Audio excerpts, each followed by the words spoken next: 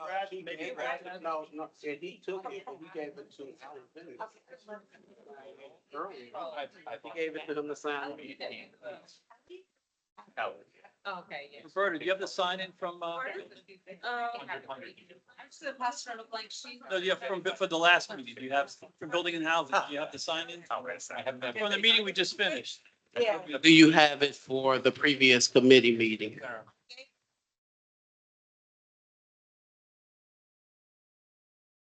was looking for the sign in sheet from the last meeting, when we just finished.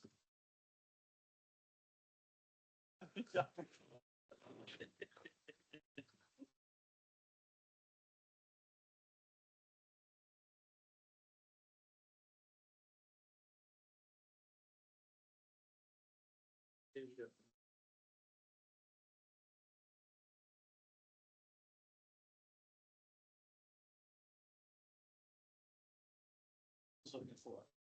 When was looking for. I gave it to him.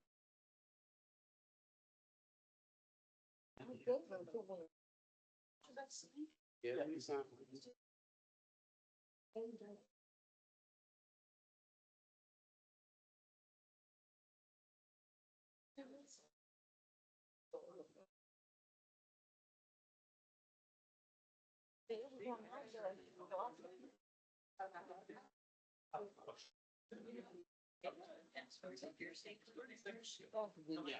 Yes, they did. They did. I haven't had any.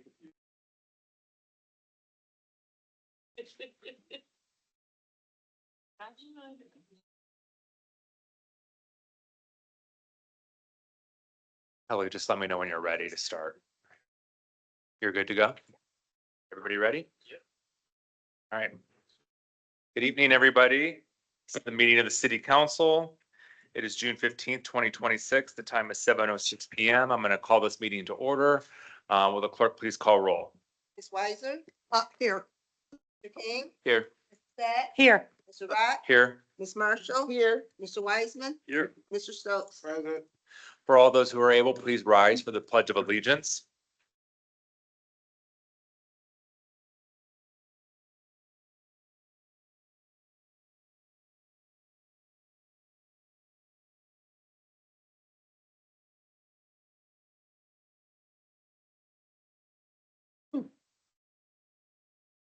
Okay, first item of business is the reading and disposal of the journal. There were a set of minutes that went out last night. I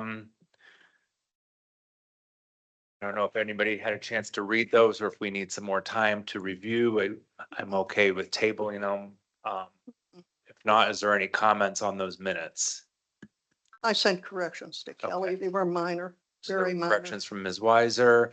My only comment was, Mayor Weiss was not present at the meeting, but it was listed as present. Are there any other additions or comments on that? Is there a motion to approve the minutes with the changes as noted? So So moved. Second. There's a motion by Ms. Weiser, seconded by Mr. Stokes. Any discussion on the motion? If not, will the clerk please call roll? aye. Aye. Sad? Aye. Rock? Aye. Ms. Marshall? Aye. Mr. Wiseman? Aye. Mr. Stokes? Aye. Okay, any additions and removals from the agenda or referrals to committee? Seeing none, I'm going to move on to comments from the audience. Before I begin, at the planning commission meeting last Thursday, or was it 2 Thursdays ago? At the last planning commission meeting, I had mentioned that public comments for the agenda item for Zikron Ashler Zelig would happen at the beginning of the meeting as part of the community comments. I have spoke with the law director about this, and we will do 2 separate sets of comments. So we'll do community comments from the audience regarding any other topic that's not related to this first, which will be what's coming up next, and then any comment that you may have regarding this place of worship, we will entertain that at the time of the application. And the reason for that is because it follows our 1274 code, in which you will have to be sworn in, either sworn or to affirm. And so because of that, we will do those separately. So at this moment, I will call for anybody that would like to address this council this evening to come forward to the podium. You are limited to 5 minutes in length. Again, if this is for any comments unrelated to the place of worship. And then if you could step forward, state your name and address for the record.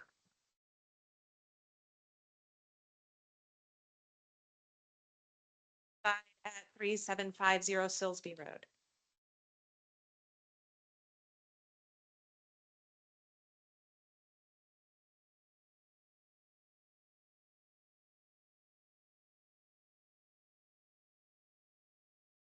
Regarding urban agriculture in the city of University Heights. But if you guys want to share them, review them when you have a chance.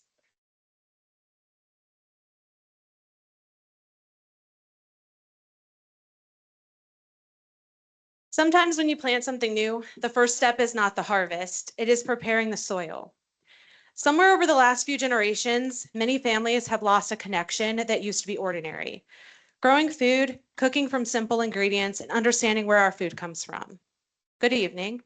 We are Matthew and Christina Christensen, residents here in University Heights, and we're the family behind Rising Ashes Farm on Silsby Road. We received a citation for illegal use of the property. After a lengthy and thoughtful discussion, the citation was upheld. While that was not the outcome we had hoped for, we did not leave feeling rejected. I left seeing a community working through how new ideas fit within existing rules. University has adapted before, like with the backyard chickens, by creating thoughtful guidelines that support residents while protecting neighborhood character. Communities grow, evolve, and adapt as needs change. Our family would love to help create that path and work collaboratively with the city to find a responsible way for small-scale urban agriculture, including thoughtfully designed front yard growing spaces to thrive alongside the beautiful homes the city is known for. The BZA discussion highlighted that small-scale agriculture does not currently have a clear pathway in our code. Agriculture does not fit neatly into the existing home occupation framework. The current ordinance requires home occupation activities to occur within the home solely, but agriculture by its nature happens on the land. Gardens grow outside. The soil they require soil, sunlight, and space. And in an established community like University Heights, every property is different. Many homes have mature trees, shaded backyards, smaller lots, or unique layouts, meaning successful growing may not always happen behind a house. Responsible urban agriculture requires creativity. Sometimes that means backyard gardens, but it can also mean thoughtfully designed front yard growing spaces, raised beds, vertical gardens, edible landscaping, or pollinator habitats. Our goal is to encourage residents to grow food, support ecosystems, and make productive use of the land they have. We need guidelines flexible enough to recognize that every yard is different while still preserving the beauty and character of our neighborhoods. Small-scale agriculture is not a storefront, but it does not fit the rules written for business conducted inside a home. My hope is we can build a framework that recognizes that difference. Ohio state agricultural law has offered mediation to help support all parties to find a responsible path forward, and I'm grateful for that opportunity. One thing I've always loved about the Heights is how deeply this community supports its children. Many children rely on the support systems built around them for their meals each day. And those needs do not disappear on weekends or when school closes for the summer. Food security is not about access to food today. It is about making sure the next generation has the knowledge and skills to understand where food comes from. A garden can be a classroom. Small-scale agriculture helps preserve skills that many of us have become disconnected from over time. I know this personally. Growing up, convenience food was what I knew. It wasn't until I started gardening and learning how to create meals from ingredients instead of packages that I realized how powerful those skills are. The knowledge used to be passed down naturally through gardens, kitchens, families, and neighbors. My hope is to preserve and share those skills, showing future generations that food does not begin on the store shelf. It begins with soil, seeds, community, someone willing to care for the land. I believe University Heights has an opportunity to become a leader in this conversation. We are already known as the city of beautiful homes. Maybe we can also be a city that recognizes beautiful homes can include productive landscapes, and thoughtfully designed agriculture can enhance our neighborhoods, no matter where the sunlight allows it to grow. I hope that we can give urban agriculture a chance in our beautiful, diverse community. I welcome conversations that will help us achieve that goal. Agriculture has always adapted throughout history. Today, that adaptation may look like families finding responsible, unique, and creative ways to grow food, support ecosystems, and strengthen communities within established neighborhoods. Our farm was never about turning a neighborhood into farmland. It is about asking how small-scale urban agriculture can thoughtfully exist in our community while preserving skills, supporting ecosystems, and growing food here in the Heights. I hope this conversation plants seeds for something positive in University Heights. Thank you. Thank you.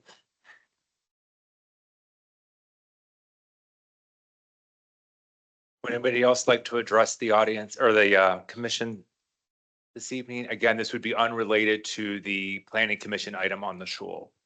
And if you could state your name and address for the record.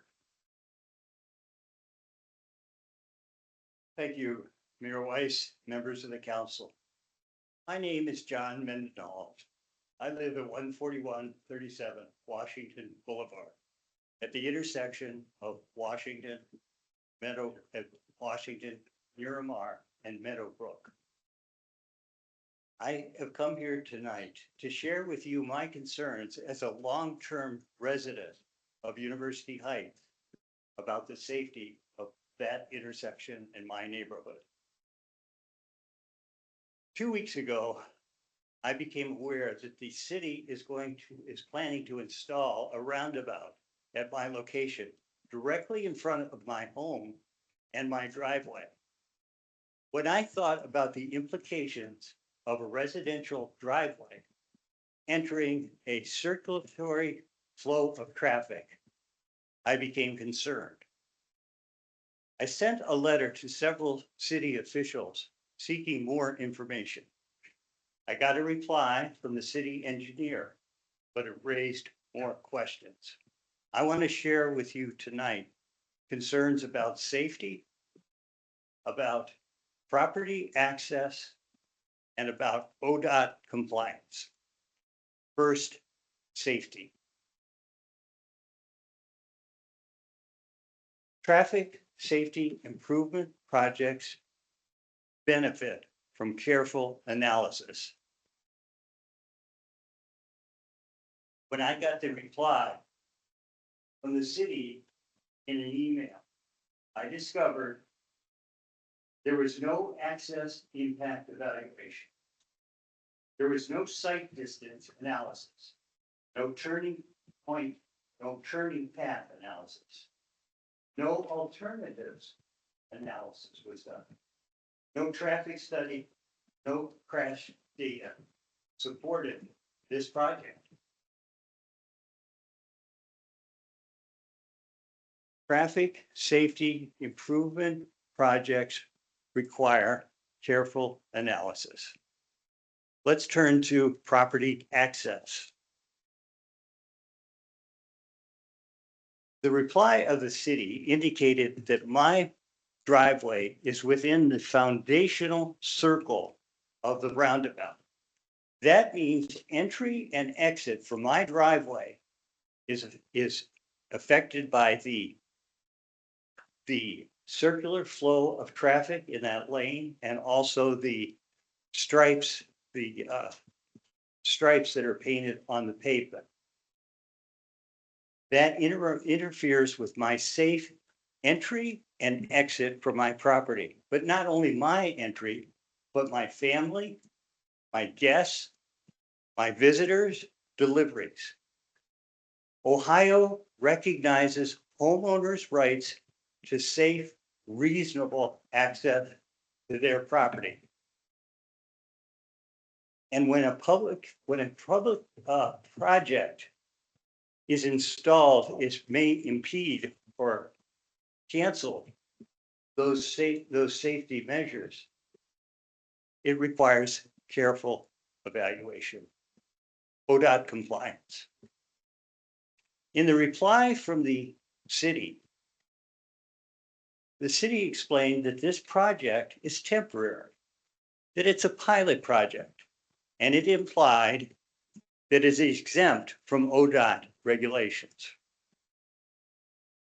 I looked at the regulations online and I cannot find an exemption for pilots or for temporary projects. when a project directly affects the safety of a resident, ODOT compliance is not just a formality. It's an essential component of that project. Now, I'm not here to oppose safety projects. I'm all for increased safety at this intersection. But it must be done carefully, transparently, and taking into account the consideration of the rest of the residents of the city, as well as the city itself. What I would request is that the city postpone this project and undertake a careful study in order to improve the safety of this intersection and respect the property rights of the residents around the intersection. Thank you. Thank you. Thank you.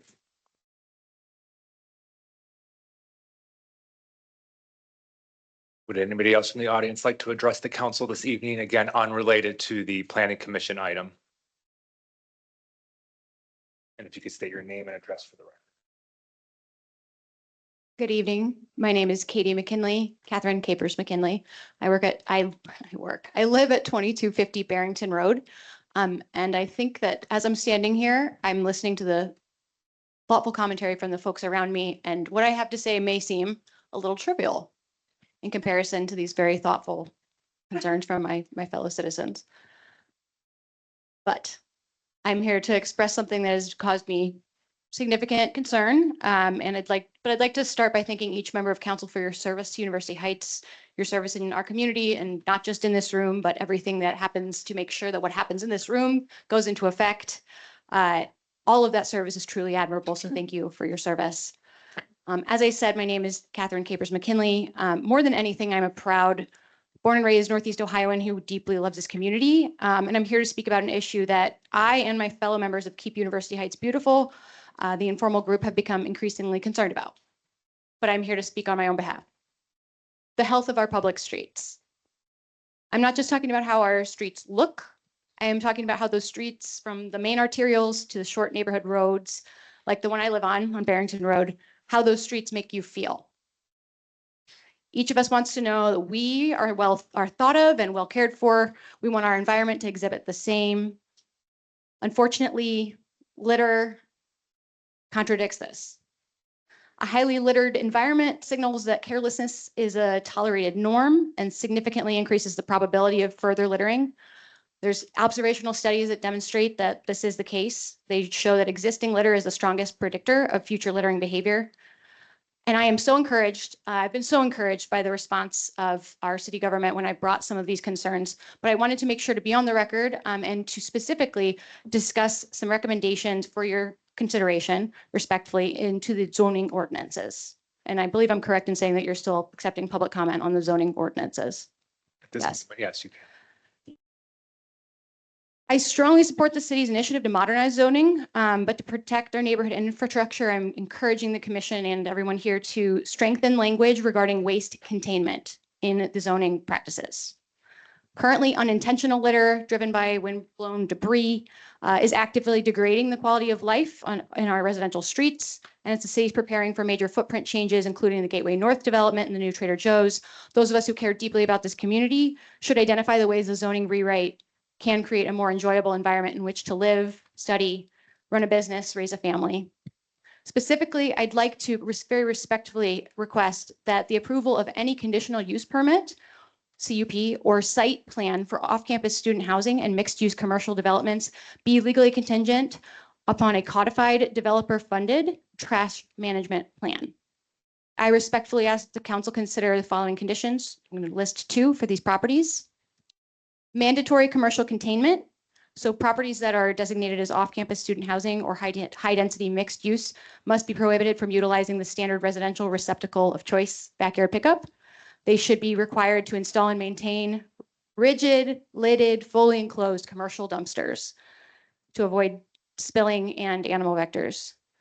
I also respectfully encourage you to consider the possibility of property manager perimeter sweeps. These are highly densely populated and highly densely utilized properties, and those who manage the properties should have some responsibility for doing a perimeter sweep around them as well. I understand that the property management company and not our city service department is responsible for providing and routinely emptying the waste bins that are around those properties. I would ask that you strongly consider strong enforcement of those requirements. In closing, I'd also like to, as you have this in your minds about the zoning changes, I would also encourage council to consider mandating clean site clauses into all city contracts. This would include the ongoing city contract on Silsby Road. I'd like to draw to your attention that this ongoing city contract is creating quite a bit of litter on Silsby Road. I regularly am walking up and down the street myself, picking up litter, putting it into bags, disposing it in my own trash cans, to the point where my own trash can, I actually can't fit anything else in it. And so I would strongly consider that as people come to you and request your permission, which is a huge obligation and a massive honor I know that this council has, please consider what garbage and litter will be generated by those projects, and please consider who will be responsible for making sure that it doesn't end up in our children's front yards. Thank you for your time. Thank you.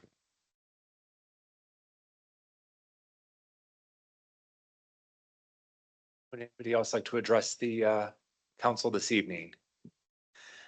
And then again, if you're here to discuss anything regarding the planning commission item, we will discuss that separately when we get to that item, which is item B on the agenda. So if you are here for that, we will do that separately. So last call for public comment. Yeah, we'll close public comment at this point. Next up is reports of communication from the mayor and taking of action. Yes, thank you, Vice Mayor. I first want to thank our safety services and our service department for all that they have done during the storm yesterday.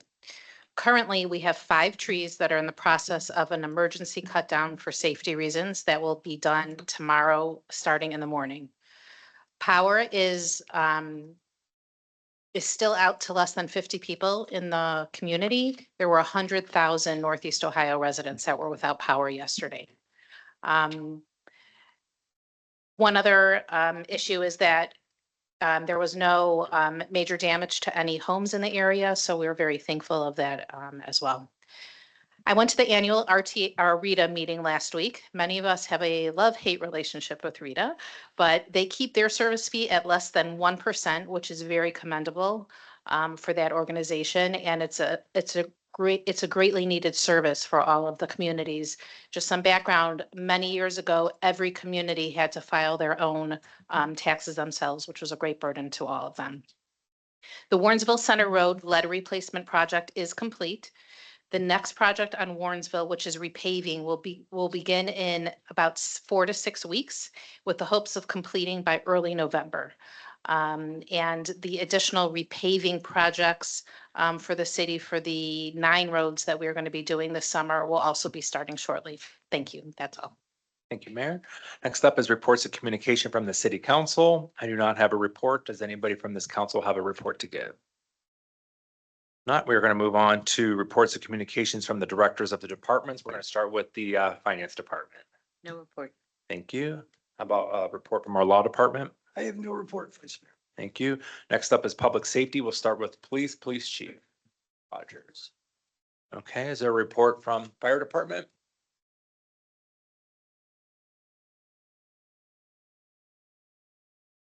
Thank you, Vice Mayor. Good evening, council. Just 2 items to report. As the mayor indicated, we had the storm come through last night. Fire department responded to approximately 40 calls for service since yesterday, mostly related to the storm. As she indicated, no critical damages, but definitely a lot of wires down and trees down. So just a reminder to encourage residents to stay away from the down wires, even if they think they're not live, even if they're laying on a fence line 100 feet away from the affected area, could electrify that fence and get somebody hurt. Second update is that the fire department recently hosted our insurance services office ISO evaluator. This is part of the city's public protection classification review process. You could think of it as the fire department's report card. This doesn't give you just a score, but an independent assessment of the fire department's protection capabilities and the preparedness.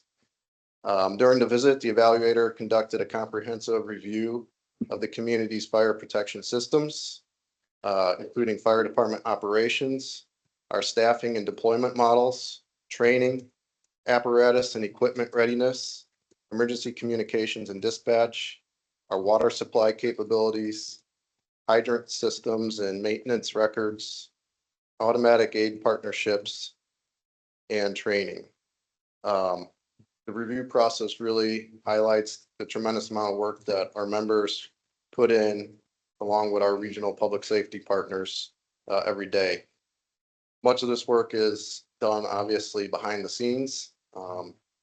We are doing work in the station when we're not out on the incidents, logging training hours that don't occur always in the station. A lot of this work is reflected in our annual reports, which was released recently for 2025. That evaluation has reinforced the importance of maintaining the reliability of our equipment, the staffing and deployment models, and our regional resources. We're able to capture this much more effectively with our new record management system that I've referred to a few times over the course of this year. It also demonstrates the value of the city's continued investment in the public safety. So I just want to thank the mayor and council for the continued support. The evaluation should wrap up over the next few months, 3 to 5 months or so. Over the last 8 years, we've raised our rating from a 4 to a 2. 1 is the highest that you can obtain. And hopefully we can maintain the rating of 2 that we have, and we will know in a few months, and I'll report back to everybody. Thank you, Chief Perko. Is there a report from the service department?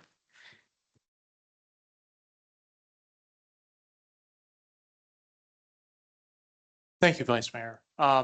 Just as a follow-up to the storm cleanup, we had 4 workers come in last night for the removal of trees from the roadways and driveways. As of this morning or this afternoon, we have completed cleanup of the various locations. There will be some debris on tree lawns. We know residents will be bringing out additional items, and we'll be spending the remainder of the week doing brush collection and cleanup as that goes forward. Going to the Cleveland Water Department repair areas throughout the city. We had, starting at the beginning of the year, over 50 repair locations throughout the city where water breaks took place over the winter. We are currently down to 32 that still need to be dug out and poured with concrete, and approximately 12 that we're placing asphalt in at this time that are about 1.5 inches below the surface. So we are continuing to work on those, and we'll continue to do so over the summer months. That concludes my report. Thank you. Thank you, Mr. Pennington. Is there a report from the building department this evening? Thank you. How about the housing department?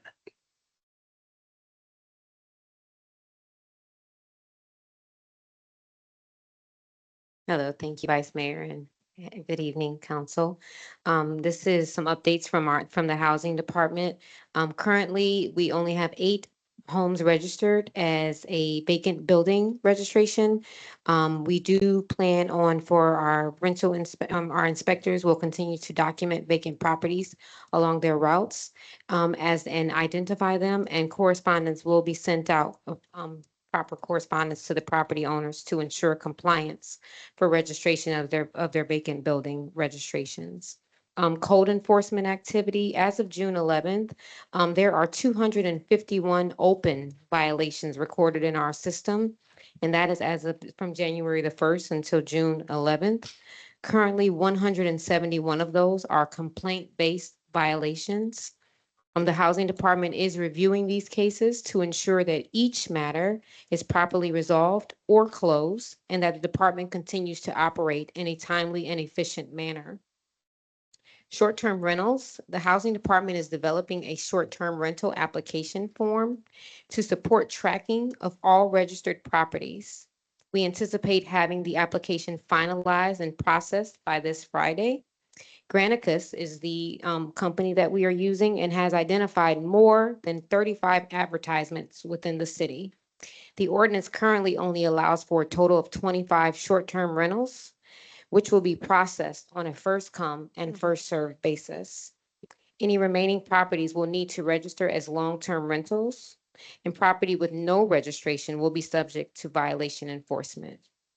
The rental registrations as of January the 1st until current, there are 506 active rental registrations, 638 active rental licenses. 238 of those licenses still need inspections, and 132 of those licenses are new rental applications. That's an update from the housing department. Thank you very much. Okay, thank you.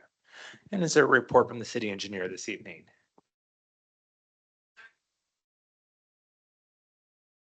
Any questions?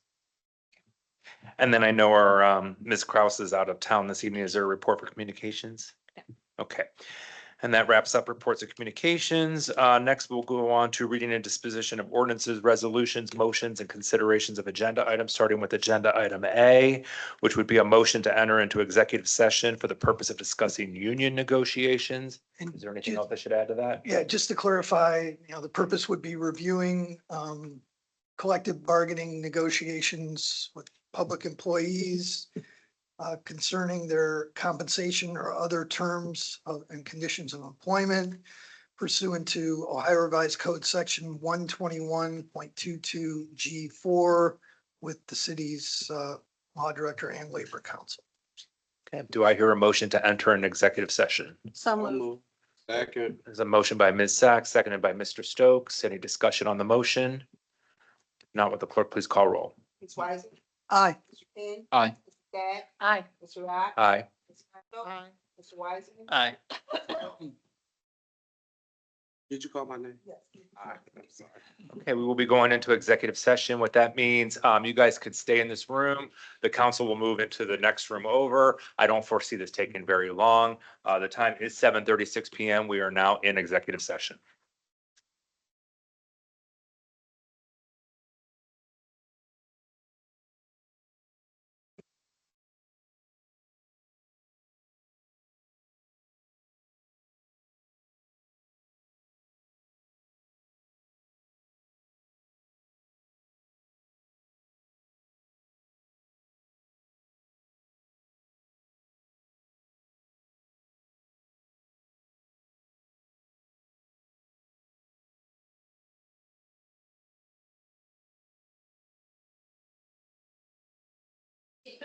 You want my chair?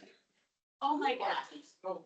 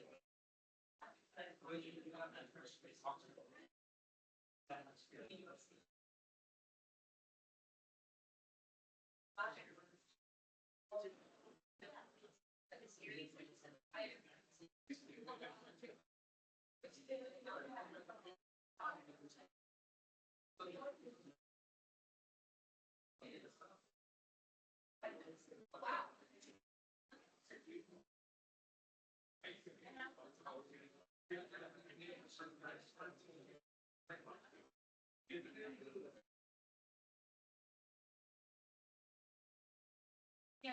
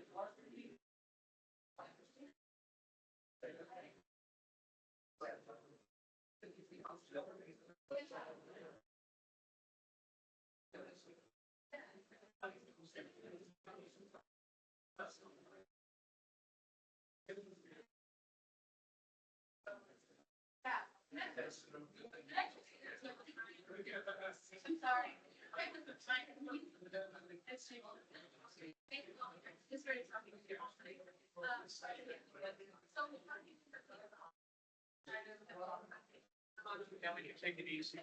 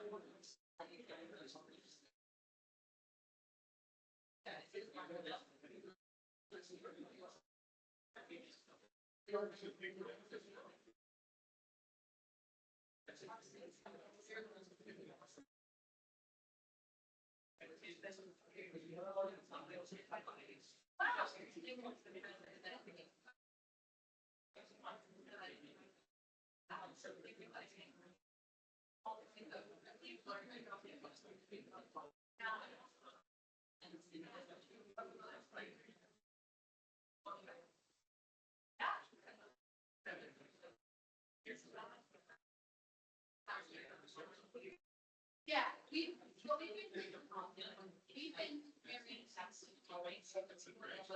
very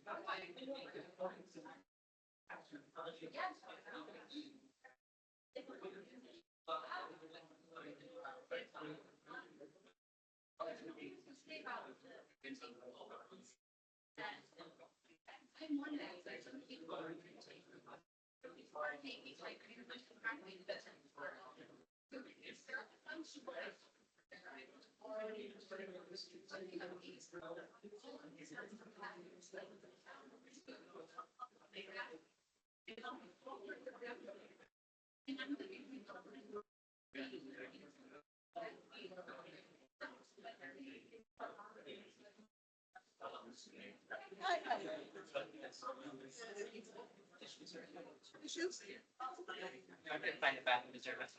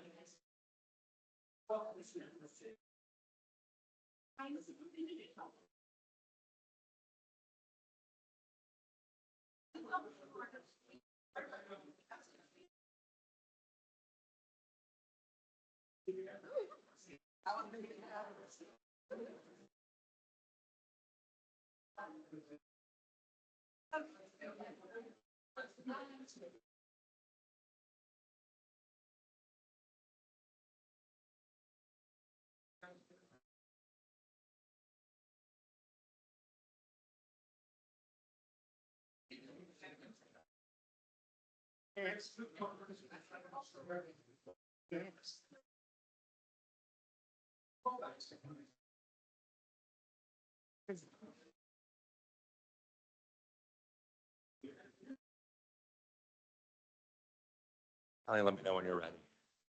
Good to go?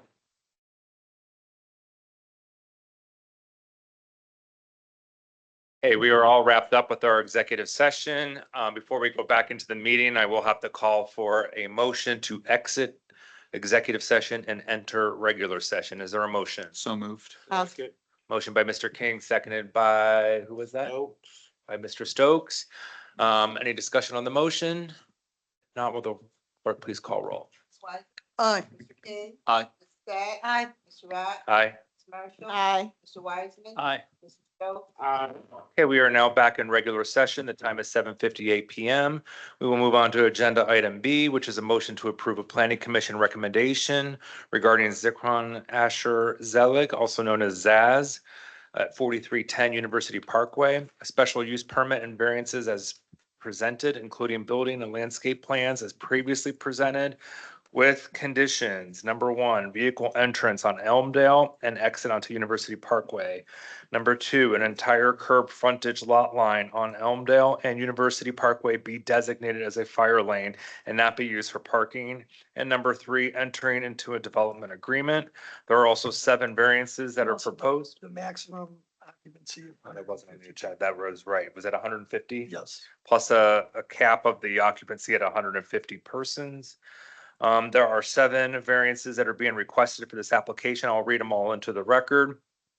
Number one, a special use permit to allow a conversion of an existing residence into an A3 House of Assembly in a U1 district. Number 2, a variance to permit a House of Assembly on a lot less than 3 acres. Number 3, 85-foot lot frontage variance for proposed frontage of 65 feet where the code requires 150 feet. Number 4, a 25-foot front yard setback variance for a proposed setback of 50 feet where the code requires 75 feet. Number 5, a 45-foot side yard variance to the west for a proposed west side yard of 5 feet. The code requires 41 feet. Side yard variance to the east for a proposed east side yard of 9 feet. Again, the code requires 25 feet. That's number 6, a parking variance of between 25 to 100 parking spaces for a proposed parking of 5 off-street parking spaces where the code requires 30 to 105. And number 7, a variance allowing 4 parking spaces in front of the building line. I'm going to ask if the applicant can come forward and present your project to the council this evening. And then he will have to be sworn in as well, correct? And let me just explain, since we're following 1274, anybody who comes to the podium to speak will have to either swear or affirm. Law director will administer that. Do you swear or affirm to tell the truth, the whole truth, and nothing but the truth under penalties of perjury? I affirm. Thank you. Abraham Maistel, representative of Zichron Zelig. Thank you, Mayor, Vice Mayor, City Council. We've had the opportunity to actually see government and its structures go through a long process with constant and improvements to a plan, bringing in all the members of the community to discuss them from our original planning commission meeting. We ended up going through a total of 4, and each and every one of them was a step of progress, being able to hear feedback, make adjustments based on the feedback, and ultimately getting a lot of very positive response from our neighbors and community members. So it was a tremendous opportunity to go through that process and see how it plays out, which ultimately leads us to City Council for the recommendation of, which was sent to City Council for recommendation of our approval. Our shul is unique. It's not a big shul, not looking to be a big shul. Plans are as such to maintain the residential feel while creating commercial safety. Those have all been things that we've done from day one, the engineering work that we've done, traffic studies that have been done, fire, those expectations from fire code, so on and so forth. It's unique that we have a little hub within the community that really in the last, if you go back the last few weeks, last few months for sure, I did a manual count, and I said this over at the planning commission meetings, but between all the local streets, Bromley, Elmdale, Claver, Milton, and University Parkway, over 50% of all the residents have made it a stop into the shul over that period of time. And it's welcome for everybody. For many people, it's not their main place where they pray, as they have other locations. But the convenience of the local, especially for all types of factors, whether it's children, elders, weather, has created a true communal feel. And we take it our utmost responsibility to deliver a project that the neighbors can feel proud of and comfortable with within that area. So based on the planning commission, there were, there was a recommendation for approval to City Council with certain conditions that were just read into the record. And I know we have accepted fully all those conditions, and we're consider ourselves fortunate to have the opportunity to be here tonight. Thank you.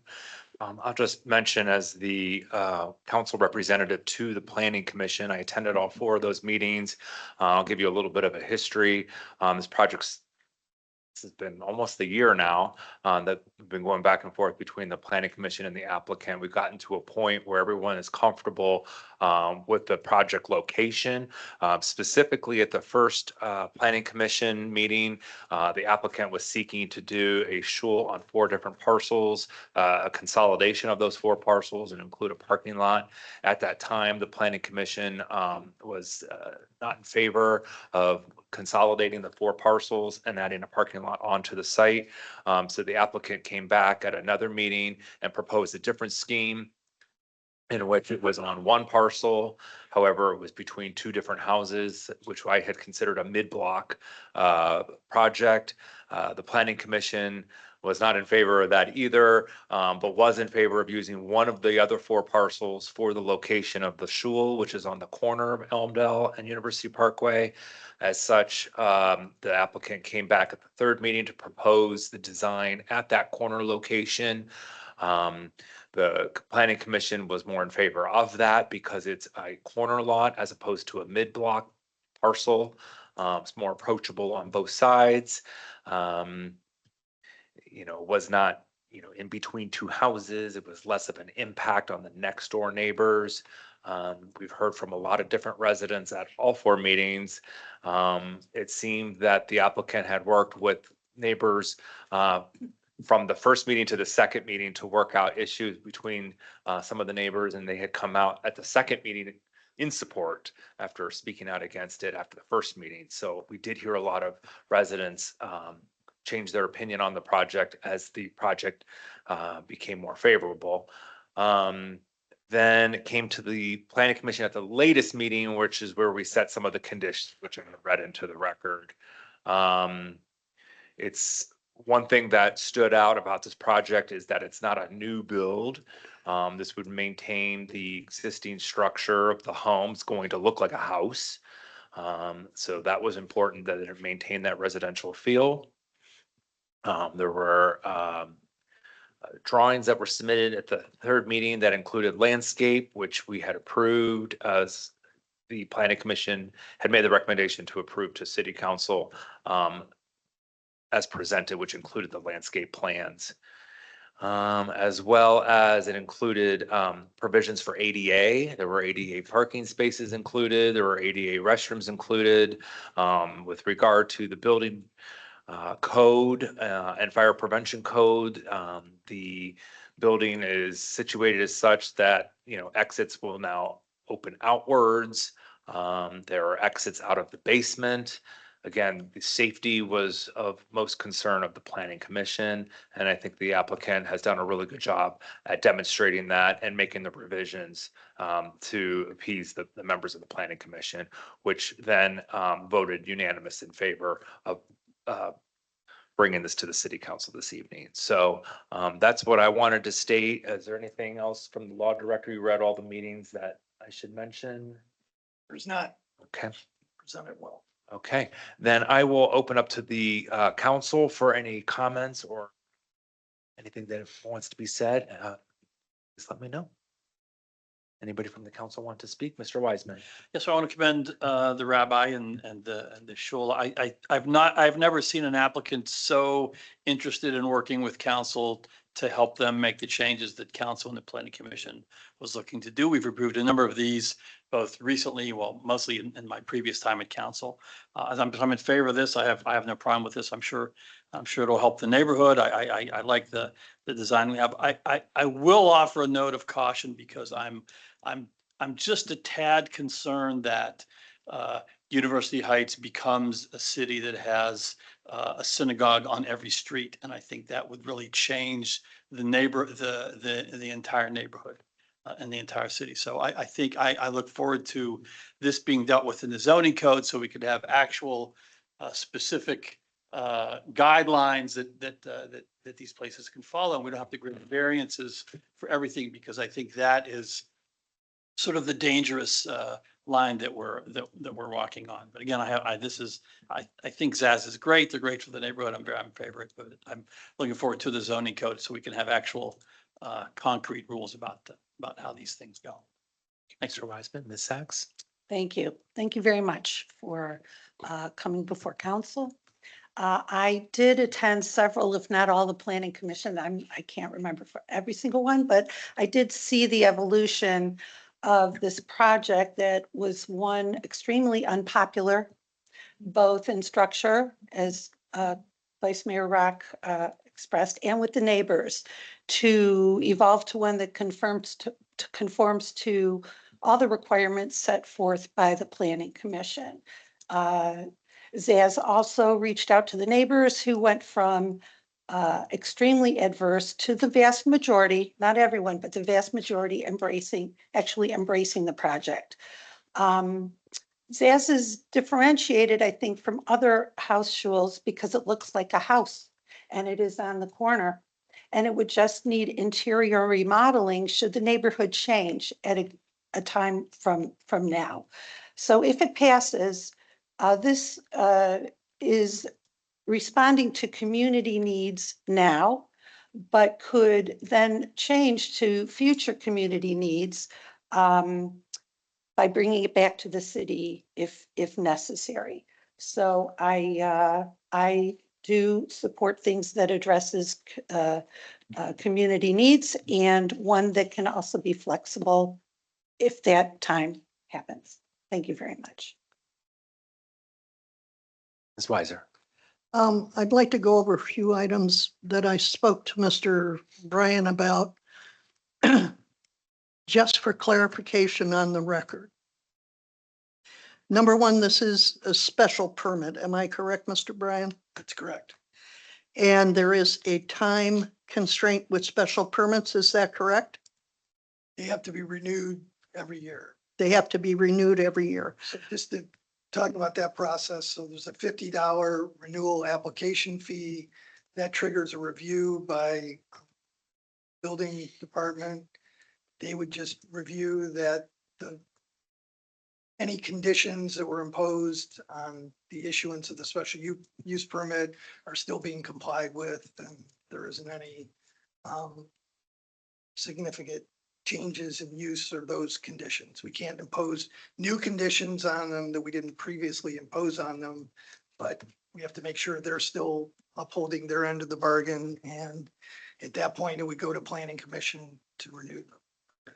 Now that would go to the planning commission or to council. Planning commission and then council. So it has to go back to planning and then back to council. Correct. So if issues arise with the variances that were granted, is there any way to negotiate for those things? Issues arise with the conditions, specific conditions that were added that are in the motion. Example, if they were entering onto University Parkway, they wouldn't be following those conditions. That would be reevaluated. If they were regularly allowing, or were allowing 250 people in the house over the capacity, those are the types of things we would say they're not abiding by the conditions of the permit. And So if the conditions do change that would have allowed the original special permit to be granted, there is some leeway for the city to be able to address those issues. correct. That's correct. I think you needed to hear that as well. I think it's an unusual presentation and a much better one than I've seen with some. But I think I'm reminded of some of the issues that have happened, and I'm sure you're aware of them, that then nothing can be done. But if you're aware and if you're comfortable with that, because this is uncharted territory we're going towards. This is a totally new idea, which is, I think, when things are new and different, you don't know what those outcomes are going to be. You can't promise them. What I've heard you say is the neighborhood now is now starting to come to the show. So, did you anticipate your membership going up? Not much, a little bit. We're not building to be a big. I realize that, but you become a center, I think that was some of the concerns that were raised in the earlier planning commission meetings regarding parking and the desire of the neighbors to keep parking as structured rather than a big parking lot because it doesn't draw traffic other than the walking traffic. I understand that. I understand, though, there are times that people do drive. And those times, however limited, can be an irritant, and I think you know that as well as I do. I tend to be very honest and blunt, so please excuse me. It's better to work this way. I think as long as those issues are addressed and tickets don't have to be issued, everybody's happy then. And I think happy then is much better than unhappy then. But I do think the potential exists. We don't know what's going to happen in the future, but if you're aware that there were conditions, the variances are granted on the conditions that you specified for those variances to be granted. And if there is a change, then everybody's going to have to look at it again. And I think that's important. I also think Mr. Wiseman's comment about, see if I wrote this down correctly, Mr. Wiseman, the impact concerns. Is it going to become this, that, and everything on every corner? Which I doubt if it would, but I think those are legitimate down the road concerns. If one thing looks good, then it's, oh, that looks good, let's do that. And that can become an issue. And I think you're right, that has to be addressed in the zoning code. But I also think people that would think that way need to know that this is a special permit that's being granted. This is not a flat out, yes, everybody can go do this type thing at this point. You're being granted something special. We don't take it for granted. And it's very special. And I think your idea is very special and it's very unique. The other thing is, I assume, Mr. Vice President or Vice Mayor, that you said, Motion. well, now you're a Vice President, Vice Mayor, that you indicated that you were going to hold comments from the residents. We're up here talking about this without hearing those comments. And I don't think that's totally appropriate because we have no idea if it's all going to be positive or if some are going to be negative, and it does not allow us to be able to respond to those. And that may affect some of our decisions. Right, and we will be able to respond after the resident comment. Thank you. So just for everyone's sake here, I usually open up a presentation to the applicant. I open up then to members of this body, then to our directors, and then to public comment, and then we circle back around. So just so everyone is understanding of that. Any other comments from the council this evening? If not, I'm going to then ask if some of our directors could come forward, and we'll start with the fire chief. Chief Perko, is he here still? Chief Perko, if you want to say anything about this project to the council this evening? Thank you. It was the recommendation from the fire department about the fire lanes that were identified in the main motion. So we do continue to recommend and support that. Thank you. All the other fire code implementations would be considered as they go through the process with the building department with permitting. Ms. Weiser. I just have a comment, Chief.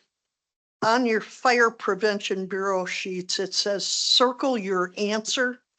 I see things that are lined. I saw something that wasn't marked at all under them. And when I'm reviewing these things, I would like something clear from the fire department. Apparently putting these little lines in didn't stick because in some cases they're sort of off somewhere. And I don't know if it needs to belong to NO or NA. So in the future, could you please have the fire prevention officer do the circling so it's much clearer for those of us that have not been a part of the planning process? Sure. The applicant does fill that out, but we can ensure that we detail that those are completed fully and accurately. But, okay, you're saying the applicant fills these out? That's correct. And then the I don't- fire prevention officer does review them? Correct. So if there's something here that he might not agree with, there would be some indication of it? Yeah, some of the items there could not be addressed until we are identified what the use group's gonna be, and occupancy loads, things of that nature, to determine if sprinklers will be needed and those types of code enforcement things.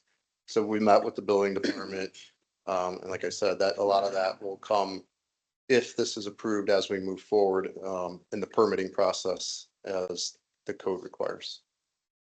Okay. Again, that is related just to the basic site plan. Is there any other questions for the fire department or fire prevention bureau that the chief could answer? If not, thank you, Chief Perko. We got a message from Chief Rogers. What was the message again? Nothing has been requested from my end on Zaz, but if anyone from council requires anything tonight, I do support the site plan pertaining to the proposed fire lanes from Chief Perko. The city engineer is here this evening. Do you have anything to add to, or would you like to come forward and say anything about your report?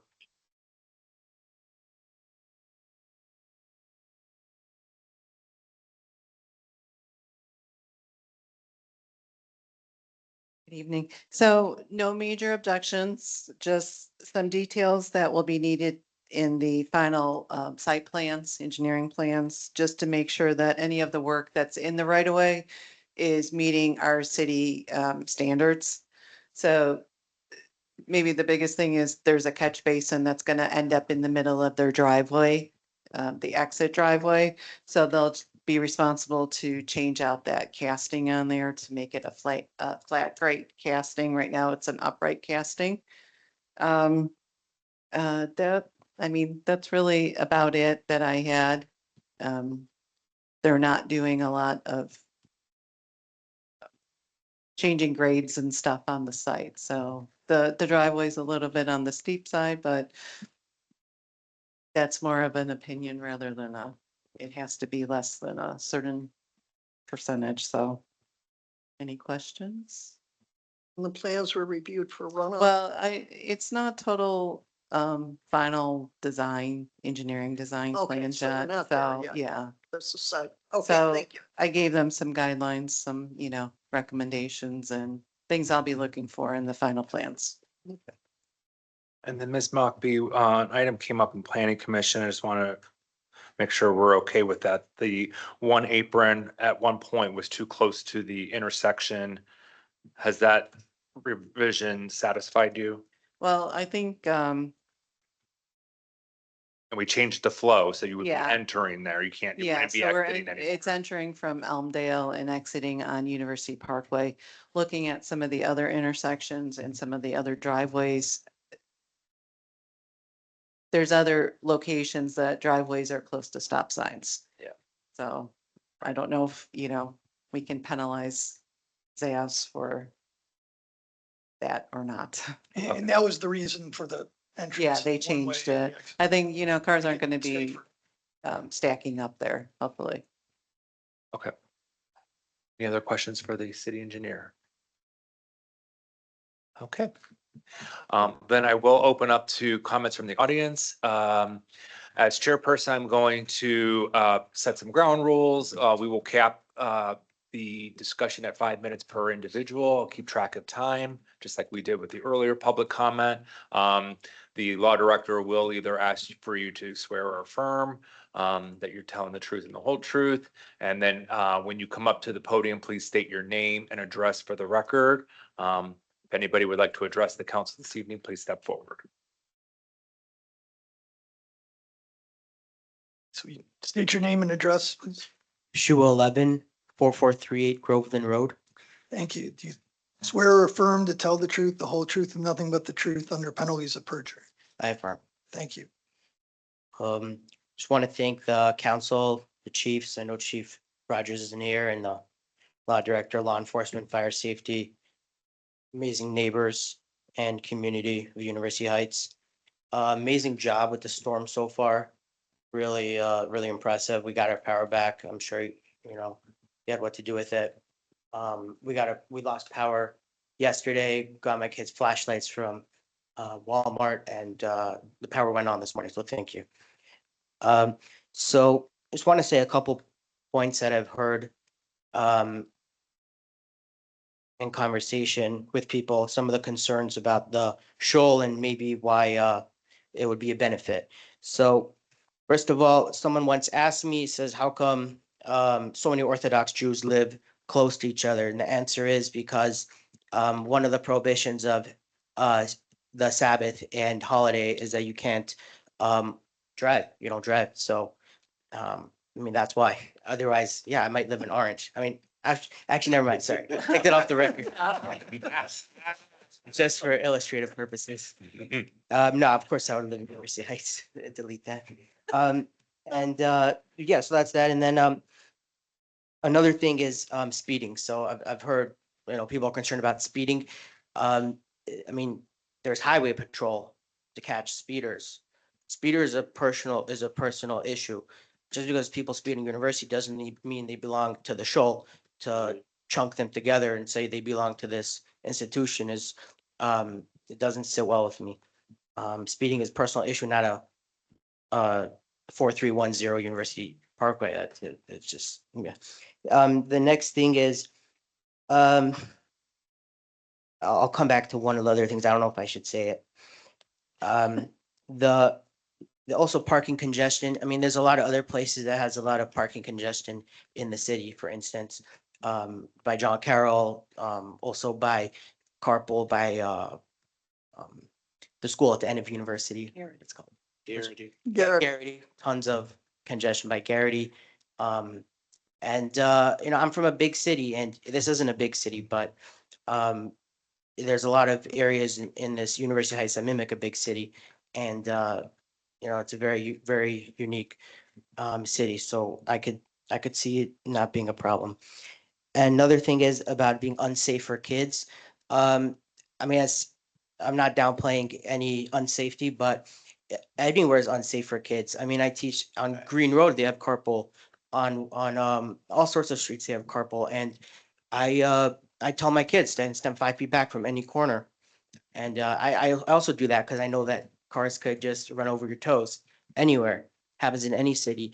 So I heard that if there's traffic on the corner, then they'll run over the kids, God forbid, or something like that. And I just feel it's wrong to bunch together a bunch of kid runner overs, say they belong to that address 4310, because as far as I know, safety is a concern every single neighborhood in the world.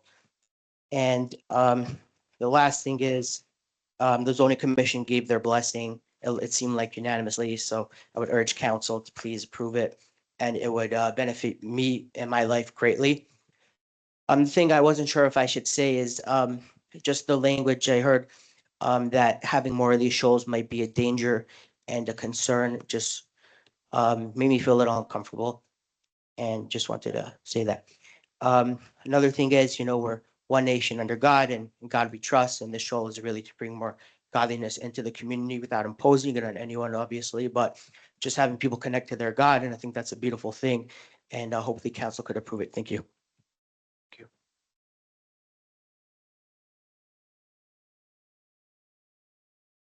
Anybody else like to address this council?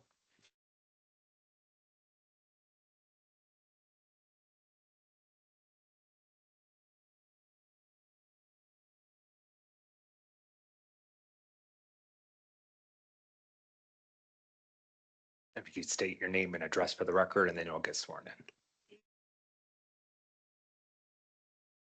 Byron, do you swear or affirm to tell the truth, the whole truth, and nothing but the truth under penalties of perjury? Thank you.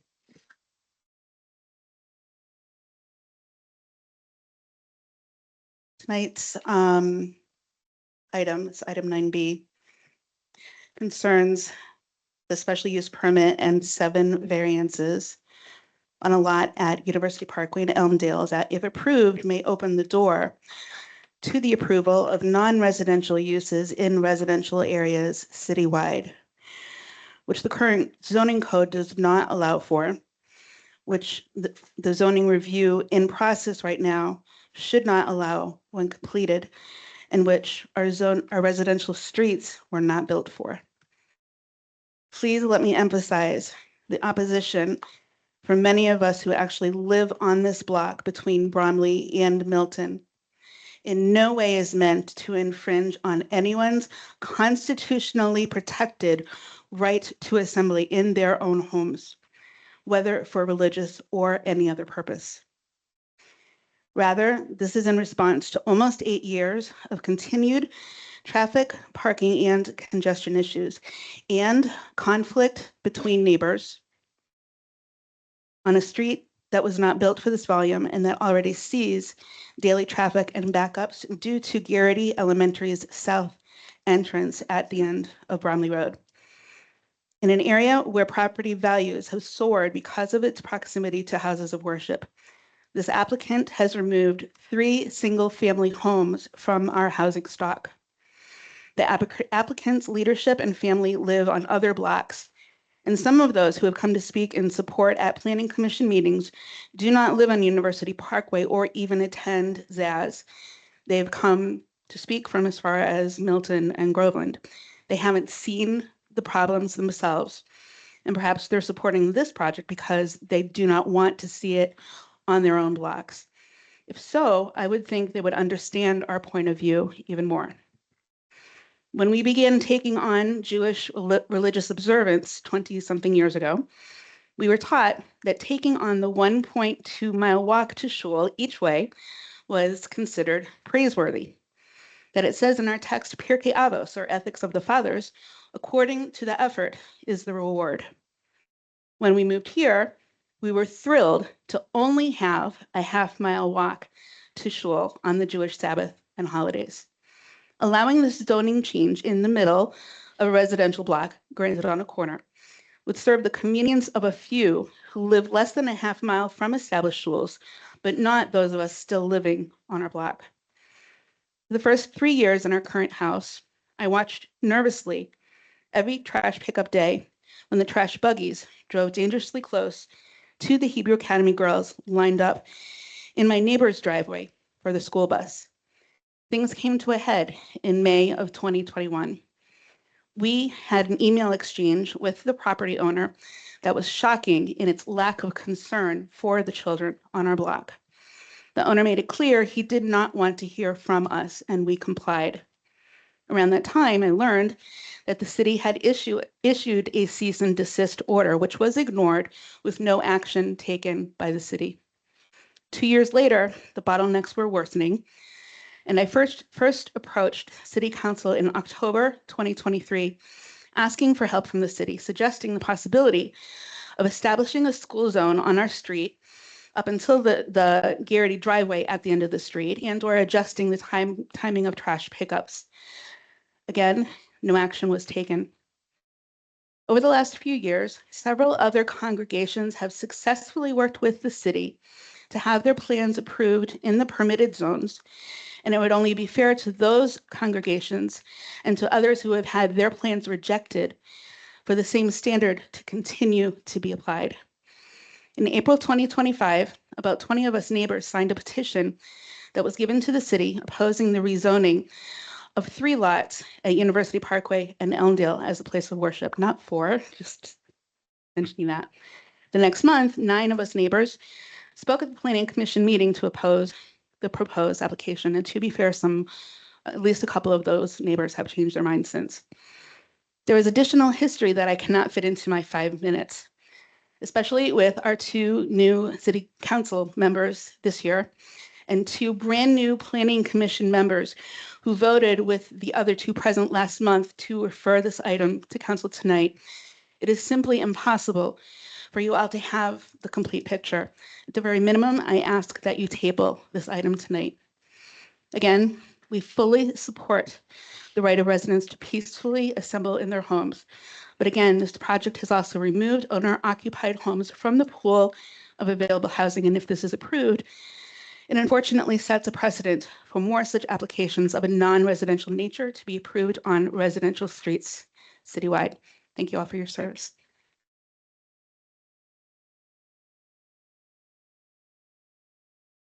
Anybody else like to address the council this evening? You'd state your name and address for the record. Menachem Tenenbaum, 2435 Elmdale Road. Swear or affirm to tell the truth, the whole truth, and nothing but the truth under penalties of perjury. I do affirm. Thank you. Good evening. Good evening to everybody who's here. This morning, my trash was taken by University Heights. My recycle bin was clawed and taken off as well, aside for the box at the bottom. That's my fault. Should have broke it down better. I came here from Purvis Pool with my boys swimming in the pool, and I'm super grateful to be a part of such a beautiful community. Prior to this year, for a decade, my children stood at University Parkway in Elmdale at that bus stop. And it was at that corner that I met one of the council members when they were out there. It was a few years ago. I don't remember exactly when it was. And taking a study to see what is actually going on at 7:50 in the morning, 8 o'clock in the morning, 8:10 in the morning. So I appreciate that the council takes this very seriously. This is not a one and done. I think the vice mayor spoke so beautifully at the beginning to address this. This has not been a, hey, you guys just showed up a month ago, but rather this has been a very thoughtful process, and I appreciate all the questions that have been coming. And even more than that, I appreciate everybody's availability to come and give their piece in order that this should be a thoughtful process. I just want to say, when I moved here 11 years ago, it was a bit of a struggle, especially in the winter. As you know, Northeast Ohio is. It's difficult to walk that half a mile. It's certainly going to be more difficult as my kids get older and they want to come to shul on Shabbos. It's a little bit harder to get them out of bed when it's snowing outside and they have to walk half a mile. And what this has allotted us, living half a block down on Elmdale Road itself, it's given us an opportunity to not only attend shul on Shabbos and during the week, but it also, to me, is an exciting future to say, I could encourage my boys to get out of bed, the girls to come out of bed, to wake up, even if it's a little snowy outside, because they don't need to walk half a mile. And I appreciate the consideration for Zaz this evening. Thank you so much. Thank you.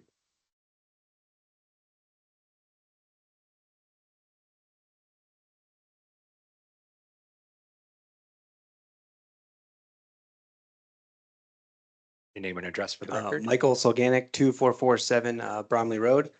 Do you swear or affirm to tell the truth, the whole truth, and nothing but the truth under penalties of perjury? I do. Thank you. There's just two main points that I want to address. Thank you for everyone who's coming. It's important. It's so great to see so many people care so much about the city. I've been in University Heights about 13 years, and I had a very long affiliation with a different institution that went through a planning commission. And through kind of how that process went was the reason why I'm not there anymore. And I can just tell you as just a firsthand experience of someone living on Bromley who goes to the shul, whose kids are materially impacted by being in close proximity. I have, young children who are old enough to actually be able to walk to shul. And by being a 3-minute walk instead of a 15-minute walk is a total game changer for my kids to be able to participate in the shul. So that's the one thing about the kids, and it actually is a material benefit for me living on Bromley as a beneficiary of the shul, and having seen first experience that the shul wants to make this work with the city, with the council there. This is not the idea that this is just gonna shuls are just gonna pop over and everywhere. I don't really understand, because this has been a grueling year-long process with multiple meetings. These meetings are not exactly the easiest thing to sit through. And so the idea that this is just like a cakewalk for anyone to just set up, I think should be commented on. Thank you very much. Thank you.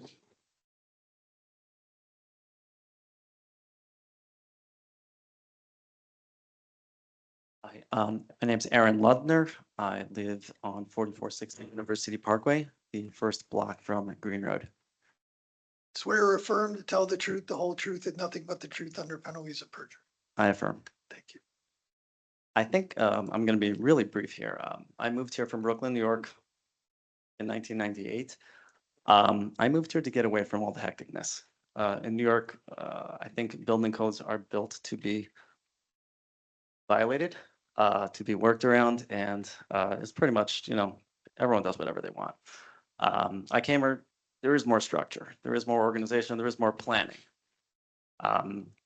when I originally moved here, I lived in this neighborhood and I moved actually to Cleveland Heights for most of the next 12 years because there wasn't enough variety of synagogues. I moved here before it became cool. Cleveland wasn't cool yet. Everyone said, oh, you moved to the mistake on the lake. That's what they say. They don't say it anymore. They don't say it anymore. They say, oh, I got a cousin who just moved there last year and I have another one who's thinking of it. So we're getting there. I live on the first block of University Parkway and I have experienced some of the things that I think a lot of people are worried about and some of the people, city who are worried about them. The synagogue on the corner that was approved with, I believe, different things with parking. The house across the street from me is the double lot house. I jokingly call it after Mar-a-Lago, the name of the owner of the house. He's a great neighbor, by the way. I actually sometimes think I should come in front of the city council and file a permit to put up parking meters in my driveway so that I can make some money off of this. But what I really want to say is that I think from being this is my second meeting I've been at, and I think from all the people I've seen up there, I think you are sincerely really trying to say, hey, we understand what you're trying to do. We want to make sure you do it safely. And I think that's the most important thing. That's what I want to see. I want to see that it's safe. I want to see that when my kids walking in front of my house, we don't have to worry about, safety. We don't want cars speeding down the block. And I can say that I'm already on a block that's gone through this process and I'm happy with it. I don't go to that synagogue that often. There's the joke is, I go to the synagogue that I never, that's the synagogue I don't go to, but it's, it's mine. I'm happy with how the city handled that. And I know the structure was a different type of structure, but as far as the parking and as far as, the entry and the exit and all that, they're both in University Parkway. And I have some concerns and I would love to discuss them at some point. But I'm overall very happy with how the city has dealt with it. And I think that with the, consideration and the amount of time and thought that all of you are putting into this, I really think that you can make this work and you can make it work just like it's working on my own block. Okay, thank you. Thank you.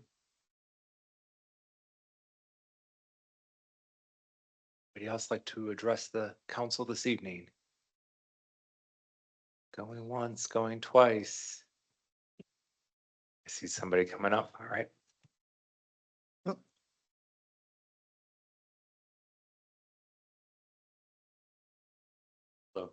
My name's Andrew Byer. I live at 4297 University Parkway. Mr. Byer, do you swear to tell the truth, the whole truth, or swear or affirm to tell the truth, the whole truth, and nothing but the truth under penalties of perjury? I affirm. Thank you. So I want to just reiterate, just having been a resident of University Parkway for the last 8 years, we've sort of seen this evolution during a time when we first moved onto that block. It was a residential block and it was only a residential block. It's been a bit of a challenge to sort of understand the reason behind why there are it's not just the presence of the shul that we're discussing tonight, but others as well. Our house is also very near the location of another shul further down the street, and another shul, another two shuls after that one. So it's not just I wouldn't even go so far as to characterize it as an issue with Zaz per se, but I've experienced it just myself, having just sort of seen the impact of the traffic patterns and around, a lot of the shuls have their services all around the same time. And sometimes during, particularly this time of year when there are kids outside playing, I have seen some attendees of the services at the shuls driving too fast down the street, and I think that that's still a concern. It also is impacting my ability to to move the other direction down the street so that I can go to where I want to go to attend a different service. It's also, I think, I've observed the same concern on trash pickup days where there's a convergence of not just trash pickup, but school pickup and services all happening at the same time that has sort of created a bit of a snarl on a typical Monday morning. It does present that safety concern. And I wish Zaz well. I hope that they can enjoy as much success and see a viable future. I've sort of struggled to understand sort of the why University Parkway argument for not just Zaz, but for others as well. I don't know sort of what it is about that particular location that without there being a shortage of other available synagogues in the area or places to build, why doing so on a residential street that ends up reducing the housing stock is a good strategy. For me, there just has not been a satisfactory explanation. Again, I wish them, as we say, hatzlacha. I wish for them all good. But if this should pass, then there needs to be some cognizance of these issues, and I think a commitment on their part to address them in a way that is constructive. There was a lot of talk about reaching out to neighbors. As one of the neighbors, I was not reached out to. I have not heard from them. I have not been encouraged I've not felt encouraged or to go there or feel welcomed there. So it's hard to speak from the standpoint of that sort of outreach and that engagement when I haven't really experienced it. So with that, I'm not sure where I am on time, but I wanted to just conclude my comments there. Thank you, Mr. Byer.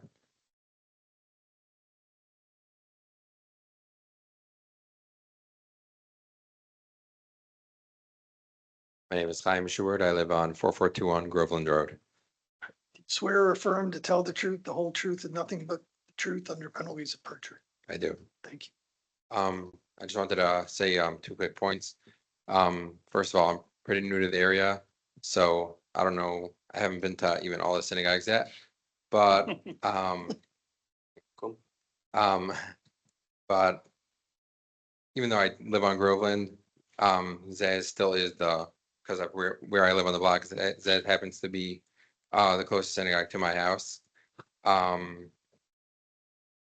And number two, just speaking to the last speaker's point about why University Heights, I thought it was just a simple practical matter of the lots are bigger.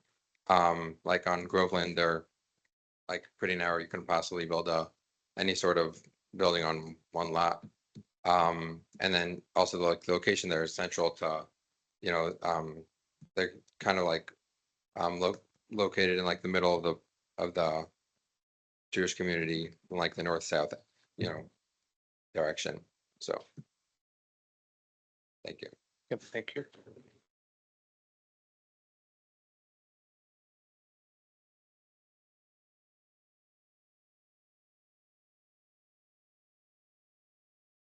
Samuel Sherman, 2292 South Belvoir. Firstly, I'd like to thank the council. Before you start, do you swear or affirm to tell the truth, the whole truth, and nothing but the truth I under affirm. penalties of perjury? Thank you. So I live on South Belvoir and Silsby, and I would love to live on University Heights. I live at University Parkway. We're relatively new to the neighborhood, and seeing how the traffic on South Belvoir is pretty much like a highway. The speed, especially with Silsby now with the construction and the 10-way intersection, it makes it quite difficult, not just for myself. Well, it makes it quite difficult, especially with the construction now, and it's not just for myself, my children, everything else. Especially as the community is moving further here to Maymar in the streets going west.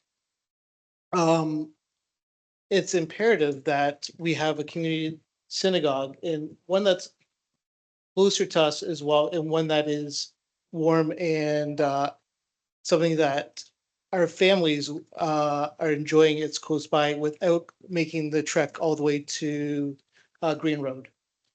Thank you. Thank you.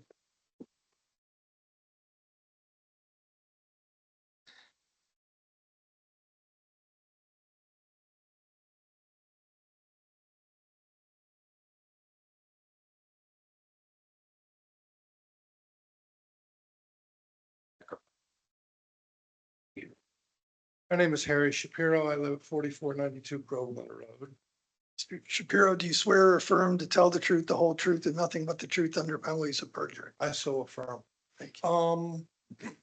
In listening to the discussions here, one thing seems to be pervasive through many of the discussions, and that's the issue of speed. Speed on the roads. I lived on Silsby. It's a racetrack. I live on Groveland. It's a little tamer. I rarely see police officers writing tickets for speeding in University Heights in that area, the quadrant that we're at. In fact, I know that there are initial discussions and ideas being talked about speeding cameras possibly being looked into in University Heights, but there are other avenues of mitigation. Speed humps are wonderful. If we've already, before this synagogue has been approved, are having problems with speeding on these roads and children being at risk. There are, first of all, if you start issuing a bunch of tickets, people are going to slow down naturally. They're not going to want to pay for tickets and get the points on their license. And again, I see very little enforcement of speeding on the tertiary roads in University Heights. But things like speed humps, not necessarily humps, but there are mitigating items that can be used to reduce speed. And it seems like we already need them, whether the synagogue is approved or not. Some of these roads are racetracks. They are. People blow through stop signs. The stop sign right there at the north side of Garrity, they might as well take it down. Almost no one stops. The gesture. It's an issue whether this is approved or not, but it seems that so many people here are talking about, both pro and con, talking about the speeding and the issue with that maybe if there was a effort to come up with a solution for the speeding, that the opposition may go away. Thank you very much. Okay, thank you.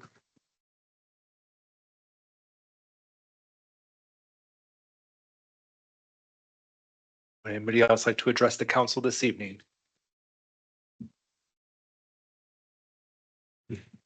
If not, I'm going to go ahead and close the comments from the audience portion and go back to the city council here. Council, we heard testimony tonight from 9 different residents of the community. I'm going to turn back to you to follow up. If anybody would like to say anything, please raise your hand and we'll go from there. Mr. Stokes. Thank you. I want to thank you all for your comments tonight. They were very helpful for me. I pastor a church that started off as a house in 1919, ironically around the Scoville area, because we had Black people had been redlined into a very specific area of Cleveland, and we could not move outside of that area. And we started as a house. We started with 5 people. We outgrew that house on 27th and Scoville. We moved down to Orange. Then we moved. They started expanding the area in which Black people could live. So then we moved up Cedar towards Hudson, which is off 105 and Cedar. Then we brought a building on Cedar, which is directly across the street from Cleveland Clinic. It got tore down this year. And in 1958, my church brought the Kinsman Jewish Synagogue in which we have been since 1958. And in those years, we grew and grew and grew. And when I joined, we had about 700 members. That was in 1998. And as we grew, we added on more to it.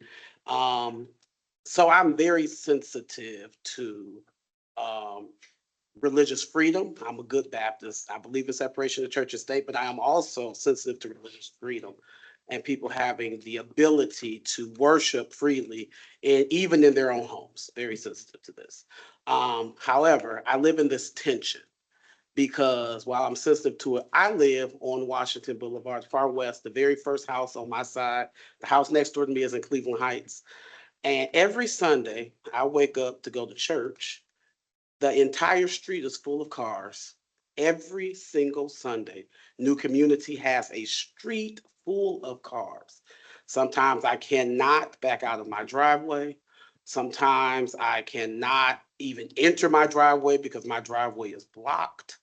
I'm concerned about my son who just turned 9 on Monday, or last Monday rather, to be able to ride his bike on the sidewalk because people turning into driveways and going quickly and Washington over there, I call it funeral alley because sometimes you have funerals going down and you got people parked where they're not supposed to be parked. It becomes a big mess.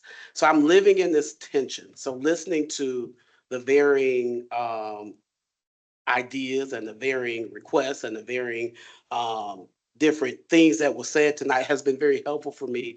And living in this tension of letting people live out their faith in real time. And I'm all for living out your faith in real time, but also wanting to honor the neighborhood in which it it's becoming a inner fight for me, but something's got to prevail. So I just wanted to put that on the record.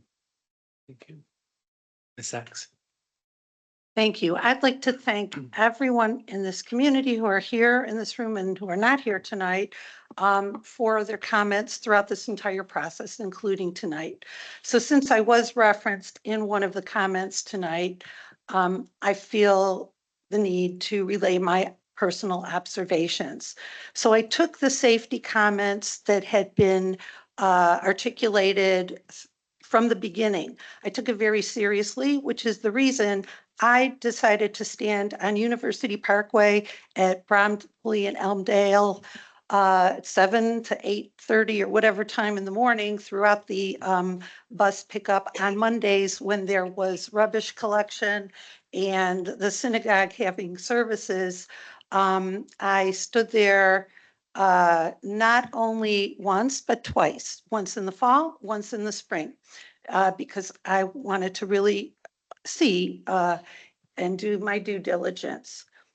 And since I realized even my doing that a couple of times, it was only a snapshot in time, I asked all parents who had brought their kids, and I asked the kids who were there without their parents, tell me about your experience. Is it hard to stand there? Do you fear for your safety? Is it too much? And there was not one complaint, not one. School bus stop safety can be an issue anywhere.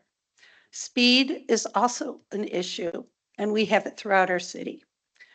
But the bottom line is I did not see or have a reported safety problem that was reported for that particular circumstance on Monday mornings when trash collection, school buses, synagogue services were underway. So I just feel the need to tell you my experience and my observation. Thank you. Anybody else? Yeah, Ms. Weiser. I'd like to thank Mr. Stokes for his comments. And they do come to the heart of the matter. All of our faith traditions start small and then build out. They don't become churches and they don't become big synagogues overnight. One of the big challenges in being on council, especially in as diverse a community as we have, is being able to take all of that in and listen and being able to find ways for all of us to exist. I'd like to thank everybody that spoke tonight. One of the things that always happens, though, is the people who support something will always outnumber the people that don't, 99% of the time, because supporters want to come and say that. I'd like to commend the two people that actually had the courage to stand up, because I also know the Orthodox community is a very close community and a very tight-knit community. And for them to articulate those things publicly was difficult for them. I think their comments have validity, as well as everybody who supported it. I can tell you, walking through the city with some of the Orthodox members of this council, y'all walk better and faster than I ever could. And I'm sad to hear that you're now saying, oh no, I could only walk for 5 minutes up the street. It's wonderful. It's like, wait a minute, you go faster and further than I do. I think, and I communicated this to Mayor Weiss this morning, I am saddened that we haven't had a good, solid discussion about this issue within the council of the whole that's working on the zoning. This is not a small issue for the city of University Heights. It's a big issue. The way it got handled under the previous administration led to, as some of you have said, some issues with some of the things that have been built. It led to some issues even with just trying to deal with small things, and we have a lawsuit hanging out there still. Now, whether or not that'll actually get to the Supreme Court, who knows? That's been rejected many times in the lower courts. But I also am saddened to hear that there are other shows that are operating and have not come forward for special permits. I know that Zaz was cited years ago and did not do anything for a while. Now, that was under a previous administration. That may have occurred then. I think we all need to recognize that one of the things we all have to do is to at least respect the rules and the laws of the community we live in. That is not to say we do not have avenues that can be explored and that can be used to help alleviate tensions and to help address issues that need to be used. Zaz finally did that, and I think you should be commended for that. The fact that you've come up with the plan that you have, but I do have concerns. And even from what I heard you all say to me tonight, you are all excited about the show. And that means more people shall as well. And that's good, that's healthy.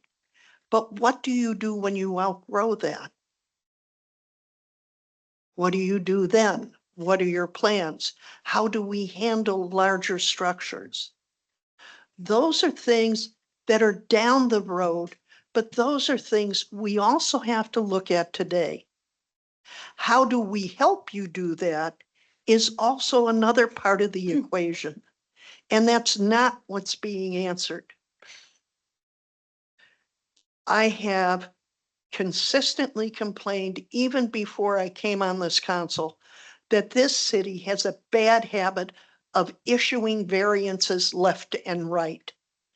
Variances can be problematic for cities because they create a thing that somebody can come back and say, you did this, why can't you do it here?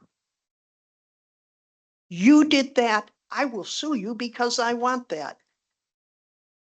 That doesn't help a city grow in a coherent manner. So I would say when we finally get to start to talk about neighborhood shows in University Heights, we need a broader community discussion that just doesn't incur within the Jewish community, but within more of the community as a whole. Because we have to find a way that we all live together. And we have to find a way to accommodate your needs as well as the needs of other residents. That's something that builds a true community. A community that can be greater than just one side. But it's us to us together to make it happen. I think the fact that this is under a special permit with where you are coming in on a yearly basis, I think can help constrain some of the issues that were brought up. That I've heard from other people where there was some parking where driveways were blocked. Now, maybe somebody was in a rush. Heaven knows we get that with JCU students. But if we have adults doing it as well, we're all in trouble. And maybe we need to ticket more, but then understand if that's the way to resolve some of this stuff, it isn't being a targeted ticketing. Because John Carroll kids will get nailed in it too. But those are things, if we can be respectful of one another, I don't think there'll be major problems. And I think those are the things we all need to keep in mind as this goes forward. Anyone else on council? Okay, I'll just close with a few remarks that tonight we're going to be asked to review something that falls under chapter 1274, which is houses of assembly. And I've gone through this a few times before, so I want to make sure that we're consistent, that the standard that we're going to be reviewing tonight, which falls under section D, that a special use permit for any use described in this section shall be applied for and shall be issued on the recommendation of the Planning Commission, subject to any reasonable conditions the Planning Commission may impose uniformly in a similar circumstances for any permitted location after the applicant demonstrates to the Planning Commission by clear and convincing evidence that the provisions of this chapter will be met and that the special use will not impair surrounding property values and uses, vehicular parking and pedestrian or traffic conditions, lighting glare at night, noise pollution to others, or other applicable criteria in the planning and zoning code, and will not otherwise contrary to the public health, safety, and welfare. And in our packets tonight, we have a traffic study. We have reports from the Fire Prevention Bureau as well as this city engineer. And so they'll, and plus the comments that were given here tonight is all part of our review. But I think we will close all the comments. There's nothing else from the city council this evening. I do just want to reiterate that under 1274 houses of assembly, to build a shul such as this would require this many variances on any parcel. There's not many 3-acre parcels in the city. I could think of maybe University Square, the school property, but outside of that, to do a shul like this would require a significant number of variances, which is exactly why we are looking at redoing our zoning code. Our zoning code is quite outdated. And so we are reviewing things that would put us in more real time with today's issues. There is a need in the community, as we've heard, and the Planning Commission had considered that. I'm actually going to go ahead and make the motion since I structured it before. And I think with the help of the law director, we could do this correctly.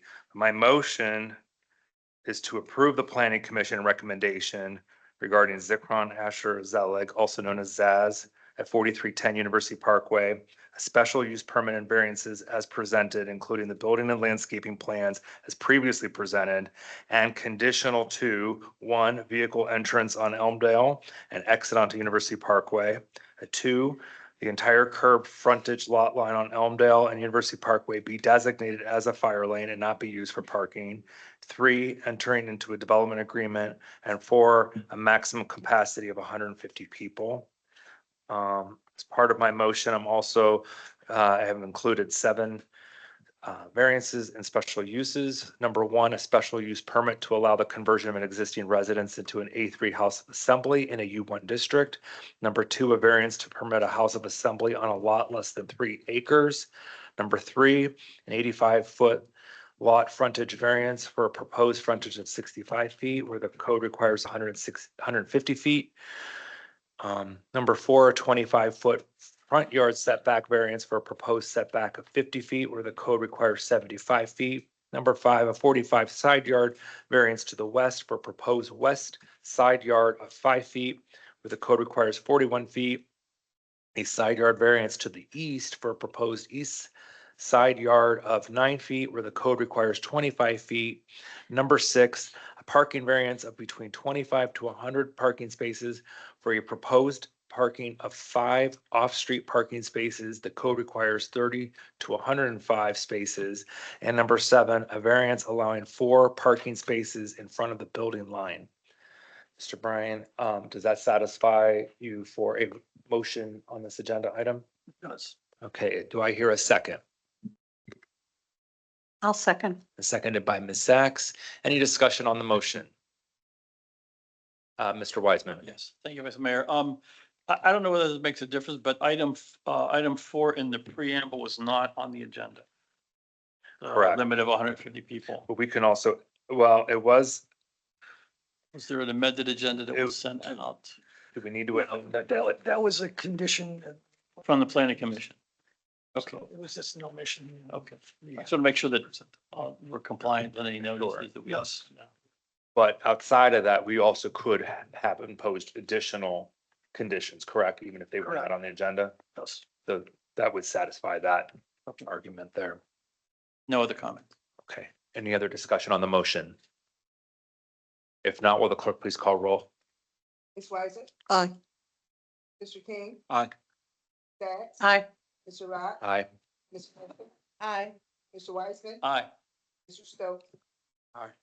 Okay, and that agenda item passes.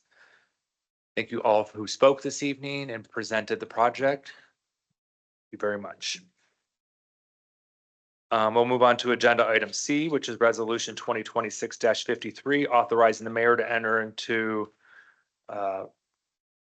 renewed consulting agreement with Apple Bridge Consulting LLC for grant writing and consulting services. I will turn it over to Mayor Weiss. Yeah, this is just the initial grant contract was a 6-month contract. The 6 months are up and we need to renew this. I want to just ask the law director if he has anything else to add. Yeah, just to clarify, the expiration date is July 5th. So this would be a renewed contract that covers the period of time from July 6th, 2026 through the end of the year. The grant writer bills on an hourly basis for the work that is completed. It's under the direction of the mayor as to what work and grants she is to perform and how much work is to be done. There is a cap for this contract of $20,000, no more than $20,000 without further authorization of council. Just to let everyone know, and correct me if I'm wrong, as finance director, but it's been less than $10,000 has been billed in the first, up to date for the first half of the year. So well below the professional services limit for going on to bid. Mr. Wiseman. So we're approving a total of 30 or a total of, was the first contract was 20 grand too, right? Now, it was billed at $100 an hour up to a certain amount of hours a week. It wasn't a $20,000 cap for the other one. No. It was just, we were gonna review things and we couldn't go over the limit for the whole year. Uh-huh. But so we won't with this cap. Uh-huh. So, but again, she's only billing for what she's doing. It just can't be more than 20. Sure. And how are we doing so far? Other than 10,000 has been No. billed. No. You mean with grants? Yeah. How are the grants coming along? So Ms. Pardee is actively working on a number of grants right now. We have two pretty large ones worth $200,000 that are actually in this agenda, that are in the process right now, which we have a really great chance of getting. We have actually secured, she's helped with the NOPEC grants. Ms. Kopfer could also attest to a number of other smaller grants that have already been approved. What I was going to do is she gives me a listing of her of what's been researched, what's been awarded, what's waiting every month. So I was going to send that out to council in the summer recess so you could see a good 6th month look back. All right, sounds fantastic. Mr. King. Thank you, Vice Mayor. Just to speak to what Mr. Wiseman was inquiring about, the original contract was $100 per hour, not to exceed $2,000 weekly. So this is significantly capped lower, I'm assuming, just based off of the number of hours that have been incurred already. So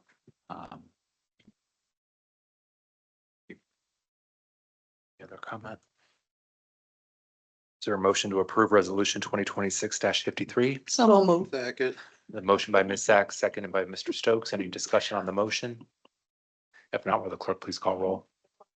Aye. Mr. King. Aye. Ms. Sacks. Aye. Mr. Rock. Aye. Ms. Marshall. Aye. Mr. Wiseman. Aye. Mr. Stokes. Aye. Item D, ordinance 2026-54, amending ordinance number 2018-33 that implemented sections 3735.65 through 3735.70 of the Ohio Revised Code, established and described the boundaries of the community reinvestment area in the city of University Heights, designated a housing officer to administer the program, and created a community reinvestment area housing council and a tax incentive review council as amended by ordinance 2018-64 and declaring an emergency. This is being presented tonight on emergency. I'll turn over to Mayor Weiss, who's introducing this legislation. Yes, thank you, Vice Mayor. About a year ago, a realtor approached me and told me that there is actually a loophole in our CRA. Just to give a little background for some council members who were not on council, about 9 years ago, the council enacted an ordinance which would incentivize people to stay in University Heights and invest in their homes. We gave a 15-year tax abatement to anyone who would make improvements on their homes. Well, what we've noticed over the past, I would say, 2 years is that many people, and this is a great thing, have invested in their homes. There have been a few that have actually rebuilt. They've knocked down and built new homes. And the county was assessing that tax value on just the land and not the original house that was there. And that was not the intent of the CRA. So we are closing this loophole. It took a while to get the county information, and now we are ready to present this to City Council. I just wanted to ask the law director if he had anything else that he wanted to add. Yes, so it's a handful of properties that have kind of fallen through the loophole. A lot of it depends on when the county comes out to do the reassessment and, with some Grease Homes procedure of transferring the property to them and transferring it back to the property owner so that Grease can get the construction loan. Depending on the timing when the reassessment was, if they come out and it's when there's no house there, these certain instances, we were capturing the difference in the value. So the county wanted us to clarify the ordinance. Was issues with the state that we had to talk to. And the other piece of this, when an application's filled out and, it's approved, we're going forward, require a development agreement that basically spells out the difference that, how the values can be captured. It doesn't happen on the renovations and the additions. It's just the the demolition and building a new house. So the way we worded it to capture that period is if, you know, the house was there within 5 years of when the agreement's signed, it's gonna be the difference in the value, because we didn't want somebody tearing it down, people playing games with the transfer and say, you know, I bought the property when it was a vacant lot and I can get the full difference in the value. So when we actually grant the CRA exemption and send it to the county, we will be very specific going forward. And they raised an issue in section 4. They didn't think the bottom section of subsection E was consistent with subsection A. So we rewrote it to spell it out in specific language and make sure it was consistent. Any comment or discussion? Mr. Wiseman. I'd just like to say that I was actually on council when the current mayor introduced this. I'd like to offer a hat tip to her, because at the time this came up, I thought, well, who's going to build in University Heights? The answer is everybody is going to build in University Heights. So this clearly is helping building the housing stock and making it a much better place and increasing everybody's property value. So I just think it's fantastic. I'm glad to be closing this loophole so we can make this more effective. Ms. Weiser. I'm rather glad this came up because I wasn't on council, and reading through it, I discovered and asked the mayor, we are supposed to have a community reinvestment area housing council, which we don't have because apparently the previous administration didn't appoint one. We're also, I assume, we have a tax incentive review council. Maybe not. We do. Yeah, They we have. meet every year. They're required. Do we have 2 members that were actually approved by council? I don't know the answer, but we do have a meeting every It's a summer. rhetorical question, Mr. Bryan. Okay. It's a rhetorical question. I would ask that section 7, that the administration move forward with great expediency to make that happen. The second question I have is, who decides the amount of these exemptions? The tax exemptions? Well, I mean, the exemptions can be applied for like housing for up to 100%. It does not say we're granting up 100%. It says up to and including. And it's negotiated on a case by case basis. Who's doing that negotiation? Yeah, I think, Ms. Weiser, that applies to the commercial section. So, It's just commercial? yes, so for the John Carroll exemption, for example, that came to council to approve. But that it again. also says for 15 years. So each exemption is always 100%? That's what we're doing for the residential, and it's based on the amount of the improvement that's covered in the earlier, in section 4, where it talks about, you know, what you're looking at. If it's I mean, at least 25,000, it's 100%, Yeah. 15 years. If it's 2,500 to 25,000, it's 50% for 10 years. So we've been, yes. Yeah, I gotten a full- understand. full The one. question was, who decides that? Who decides the commercial Council council? on the commercial, yes. Council decides the commercial. I'm did just that last asking for very. Yeah, if you'll remember, the mayor and the John Carroll proposed. I know that. Proposed 100%, and council decided it should be 50%. Okay. I know we need to pass this, and I know why we need to pass this, but I think we need to think about that 100% on residential. That's pretty high. And I don't think we're gonna lose people wanting to build. I think perhaps people didn't think that people want, as Mr. Wiseman said, didn't think so many people would want to do it. And that is a huge chunk of exemptions we're granting. That would be my comment. It's not I think we do need to pass this tonight though. And I'm glad to hear we'll finally have those bodies. Any other discussion?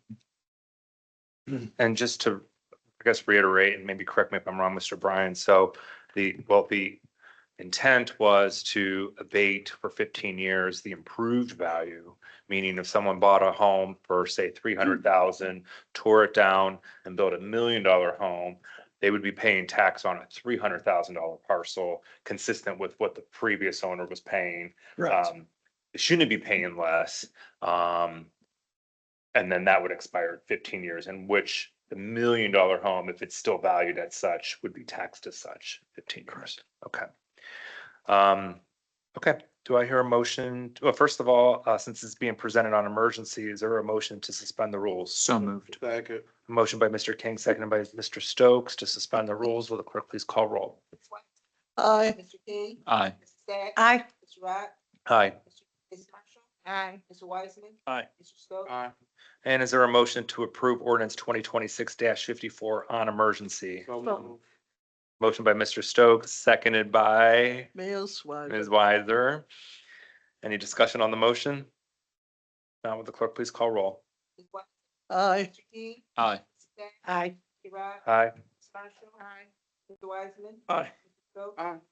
Okay, that passes.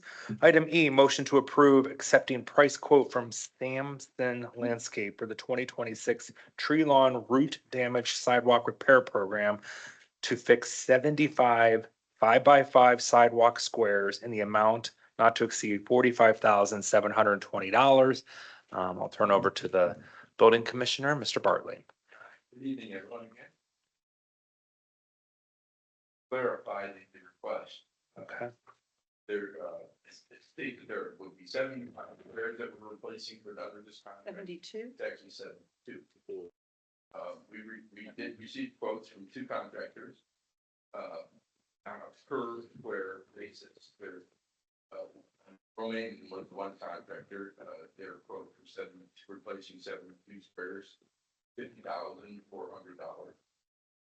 Samson, the other contractor, Samson Landscape, their quote was $635 for 72 squares with that total $1,700. I would like to use Samson not only because of the it's cheaper, but they also have the same bandwidth as Romaine, their local concrete company, landscaping company. But above and beyond the other contractors, they're a landscaper and have experience. Others, and it's a situation, contracting with sidewalks that were damaged by the city tree roots. So that is part of their quote. That's what I asked. Any discussion? Mayor, go ahead. The only thing that I wanted to add, and we spoke about this in building and housing, is we do have a grant out there right now for $50,000. And if that comes through, that will net this quote. Ms. Weiser, you were the chair of this committee.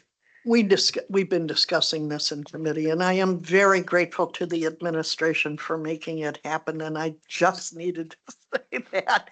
And I would make the motion to approve it. I'll second. So there's a motion to approve accepting the price quote not to exceed $45,720 by Ms. Weiser, seconded by Mr. We need to King. clarify that the number is. We need to do that by motion or just through clarification? Let's take a vote. Motion to Amending the motion. motion to approve the quote of Sampson for 72 5x5 sidewalk slabs to not to exceed $45,720. That work? Yep. Okay, go ahead. Second. And seconded by Mr. King. Any discussion on the motion? Ms. Sachs, you had your hand up? Thank you. Thank you very much to everyone. I think the mayor and when she was on council and Councilwoman Weiser brought this forward with the moratorium. And thank you, Mr. Bartley, and everyone for patience and assistance working on this. So does this mean the moratorium is officially concluded? Yes, that ended at the end of April. Yeah, it's stopped in April. Okay, so It it's was number one. dated that way. Okay, number two. So is this expected to happen over the summer? The repairs to the sidewalks? Yeah, they're scheduled to begin in July. Okay. And then the third thing, I think there was some talk about this, I don't know officially, but I want to just put it out there that if we are satisfied with working with this contractor and the residents are satisfied, I would like to see if there could be a phase 2 where there could be some kind of volume reduction for other types of concrete, aprons, sidewalk squares that are slabs, whatever, that are not, that are uneven, but not necessarily due to the tree lawn, where there could be some kind of volume discount passed along to residents who are cited. Okay. Ms. Thank Weiser. you. That's next on the building and housing agenda. We're not giving up on sidewalks. Thank you. Thank you, Mr. Stokes. I was gonna say that because my sidewalk. All right. You said what? I said, okay. Okay, well, my sidewalk is messed up and I sent the email last year and no one ever came out. And then 2 people fell and it's just a big mess. So I sure would like to know when we gonna move towards that. Thank you. Thank you. All right. Will the clerk please call roll? Ms. Weiser, Aye. Mr. King, Aye. Mrs. Zach, Aye. Mr. Rock, Aye. Ms. Marshall. Aye. Mr. Wiseman, Aye. Mr. Stokes. Aye. Okay, letter F, this is ordinance 2026-48. Yeah, I'm sorry. that was the motion to amend. Oh, that was the motion to amend. So if somebody wants. Okay, then we need a motion to approve. 72. So if somebody wants So to make a moved. motion to adopt the motion as amended. Yes. Second. Motion by Ms. Weiser, seconded by Ms. Marshall. Will the clerk please call roll? Ms. Weiser, Aye. Mr. King, Aye. Mrs. Zach. Aye. Mr. Rock. Aye. Ms. Marshall. Aye. Mr. Wiseman. Aye. Stokes. Aye. Go. Now we are on to letter F, ordinance 2026-48, amending section 240.06 of the city administrative code to update the city emergency medical services fee schedule. This is being heard tonight on second reading. Turn over to Chief Perko. Thanks, Vice Mayor. This was brought to the Safety Committee before the last previously held council meeting, which it was read on first reading. Just to reiterate some of the points from the last meeting, this has not been updated for quite some time. We're pushing almost a decade here, so we're a little bit behind from best practice from trying to get caught up. All of our neighboring communities are in the process of doing this right now that border us, as well as some others in the county. This would get us up to the rates of those cities that are around us. The proposal does not change the current city billing method or correction practices. The cost of EMS services has risen dramatically, especially after COVID. The market really is still volatile when it comes to supplies and equipment and apparatus. Section B also allows for waivers, particularly for hardship exemptions. Our ambulance billing company does allow for those exemptions, and they do follow the federal poverty income guidelines for that. Any discussion on this? Is there a motion to approve? So move. Motion by Mr. Stokes. I will second. Any discussion on the motion? Not, will the clerk please call roll? Ms. Weiser, Aye. Mr. King, Aye. Mrs. Zach. Aye. Mr. Rock, Aye. Ms. Marshall. Aye. Mr. Stokes. Aye. We're on to letter G. This passes, yes. Ordinance 2026-49, updating and amending the city fire code, title 16 of the city codified ordinances. This is being heard tonight on second reading. I will turn it over to Chief Perko again. Thank you. This item was also presented at the last safety committee meeting and on first reading at the last previously held council meeting. This too is part of a modernization of the entire fire prevention ordinance code chapter. The previous code had really referenced the 2017 Ohio Fire Code. This contemplates the current and most recent 2025 Ohio Fire Code, as well as the National Fire Code annexes, the Life Safety Code, and new chapters with regard to alternative energy, electric vehicles, smoke alarms, and revised code regulations and fee schedule. Any discussion on this? It's being heard on second reading. I'll make a motion to approve ordinance 2026-49. Is there a second? I'll second. Seconded by Ms. Marshall. Any discussion on the motion? If not, will the clerk please call roll? Ms. Weiser? Aye. Mr. King? Aye. Mrs. Sacks? Aye. Mr. Rock? Aye. Ms. Marshall? Aye. Mr. Wiseman? Aye. Mr. Stokes? Letter H, ordinance. Thank you. Thank you. Ordinance 2026-51, amending chapter 1475, the city codified ordinances related to notice of foreclosure actions and registration of vacant buildings, homes, parcels of land, and persons of reasonable for maintenance of those properties, being heard tonight on second reading.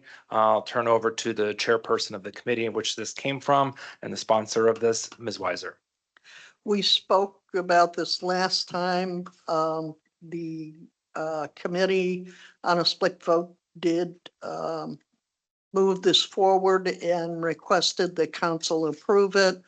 All that this does is add privately owned homes that are vacant to the code and require that the owner supply the city with a responsible person who shall maintain the building while it is vacant. The law director did ensure that we added a section so that those that are houses that are undergoing construction, renovation, or rehabilitation that are moving forward towards completion is not included. And also any home that becomes vacant part-time when it is seasonal. So that's the major change in the 1475. That chapter is just to add this in. We currently do it for foreclosed homes, and it is of great use to the city. Thank you. Thank you, Ms. Weiser. Mr. Bartley, anything you wanted to add? Just wanted to reiterate that I'm in housing. Discovering vacant property, applying, the new definition. Thank you. Any other discussion on this? Is there a motion to approve So ordinance move. 2026-51 motion by Ms. Weiser? Is there a second? Oh, but Seconded by Ms. Marshall. Any discussion on the motion? If not, will the clerk please call roll? Ms. Weiser? Aye. Mr. King? Aye. Mrs. Sacks? Aye. Mr. Rock? Aye. Ms. Marshall? Aye. Mr. Wiseman? Aye. Mr. Stokes? Okay, letter I, ordinance 2024-65, amending chapter 1072 of the city codified ordinances entitled Trees, Hedges, and Shrubbery. This is being heard tonight on second reading. There are two sponsors, Councilperson Sacks and Councilperson Weiser. This stemmed from the joint committees of the Housing, Building and Housing, and Service and Utilities. Which one of you would like to open up? All right, Ms. Sacks, the floor is yours. Okay, well, I would like to start by thanking Councilwoman Weiser for co-chairing this joint committee with me since September of 2024. I'd like to thank the Sustainability Group who actually brought this concept forward. And I want to also thank all residents, council, anybody who has participated in the discussion, especially the expert advice and insight and observation from our city arborist, Jason Knowles. So this ordinance was originally presented to City Council on emergency in September 2024. Council took this very seriously, working through due diligence, which took time to research versus being presented and passed quickly, particularly since it potentially pertains to all properties. The reason we felt it necessary to review in joint committee meetings is because the Service and Utilities Committee includes the service director who works directly with the city arborist to manage trees on all properties. and the Building and Housing Department, which enforces property ordinances. So in our effort to be as transparent to the greatest extent possible, but in compliance with the sunshine laws, we conducted several committee meetings, including a public meeting, to hear comments directly and publicly from the arborists, University Heights residents throughout the entire process. Well, finally, we took it one step further, and Councilwoman Weiser actually took the lead and prepared a summary as an overview of the ordinance to grasp the main points in a more user-friendly manner, which has been posted in the Friday wrap-up and prominently on the city's website. So if passed this evening, this ordinance will establish a tree commission that includes University Heights residents to be involved in several activities that will support our tree canopy. And many thanks to all for your input and your patience during this lengthy process. Thank you, Ms. Sachs. Ms. Two Weiser. things, ditto. And I am grateful we will finally get the tree commission hopefully populated so they can start working on this. This is critical in terms of maintaining and growing our canopy. Anybody else? Ms. Yeah, Mayor I Weiss. think people have submitted names through the website, and I think we actually hit 5 today. So I'll be talking to them and we can get that started. Excellent. Discussion. Is there a motion to approve 2024-65? So moved. Motion by Ms. Sachs, Second. seconded by Ms. Weiser. Any discussion on the motion? If not, will the clerk please call roll? Aye. Aye. Aye. Mr. Rob? Aye. Ms. Marshall? Aye. Mr. Wiseman? Aye. Mr. Stokes? Aye. Letter J, Resolution 2026-55, authorizing the mayor to apply for a Community Development Block Grant, also known as CDBG, program funding and authorizing the execution of documents and contracts related thereto. Turn over to Mayor Weiss.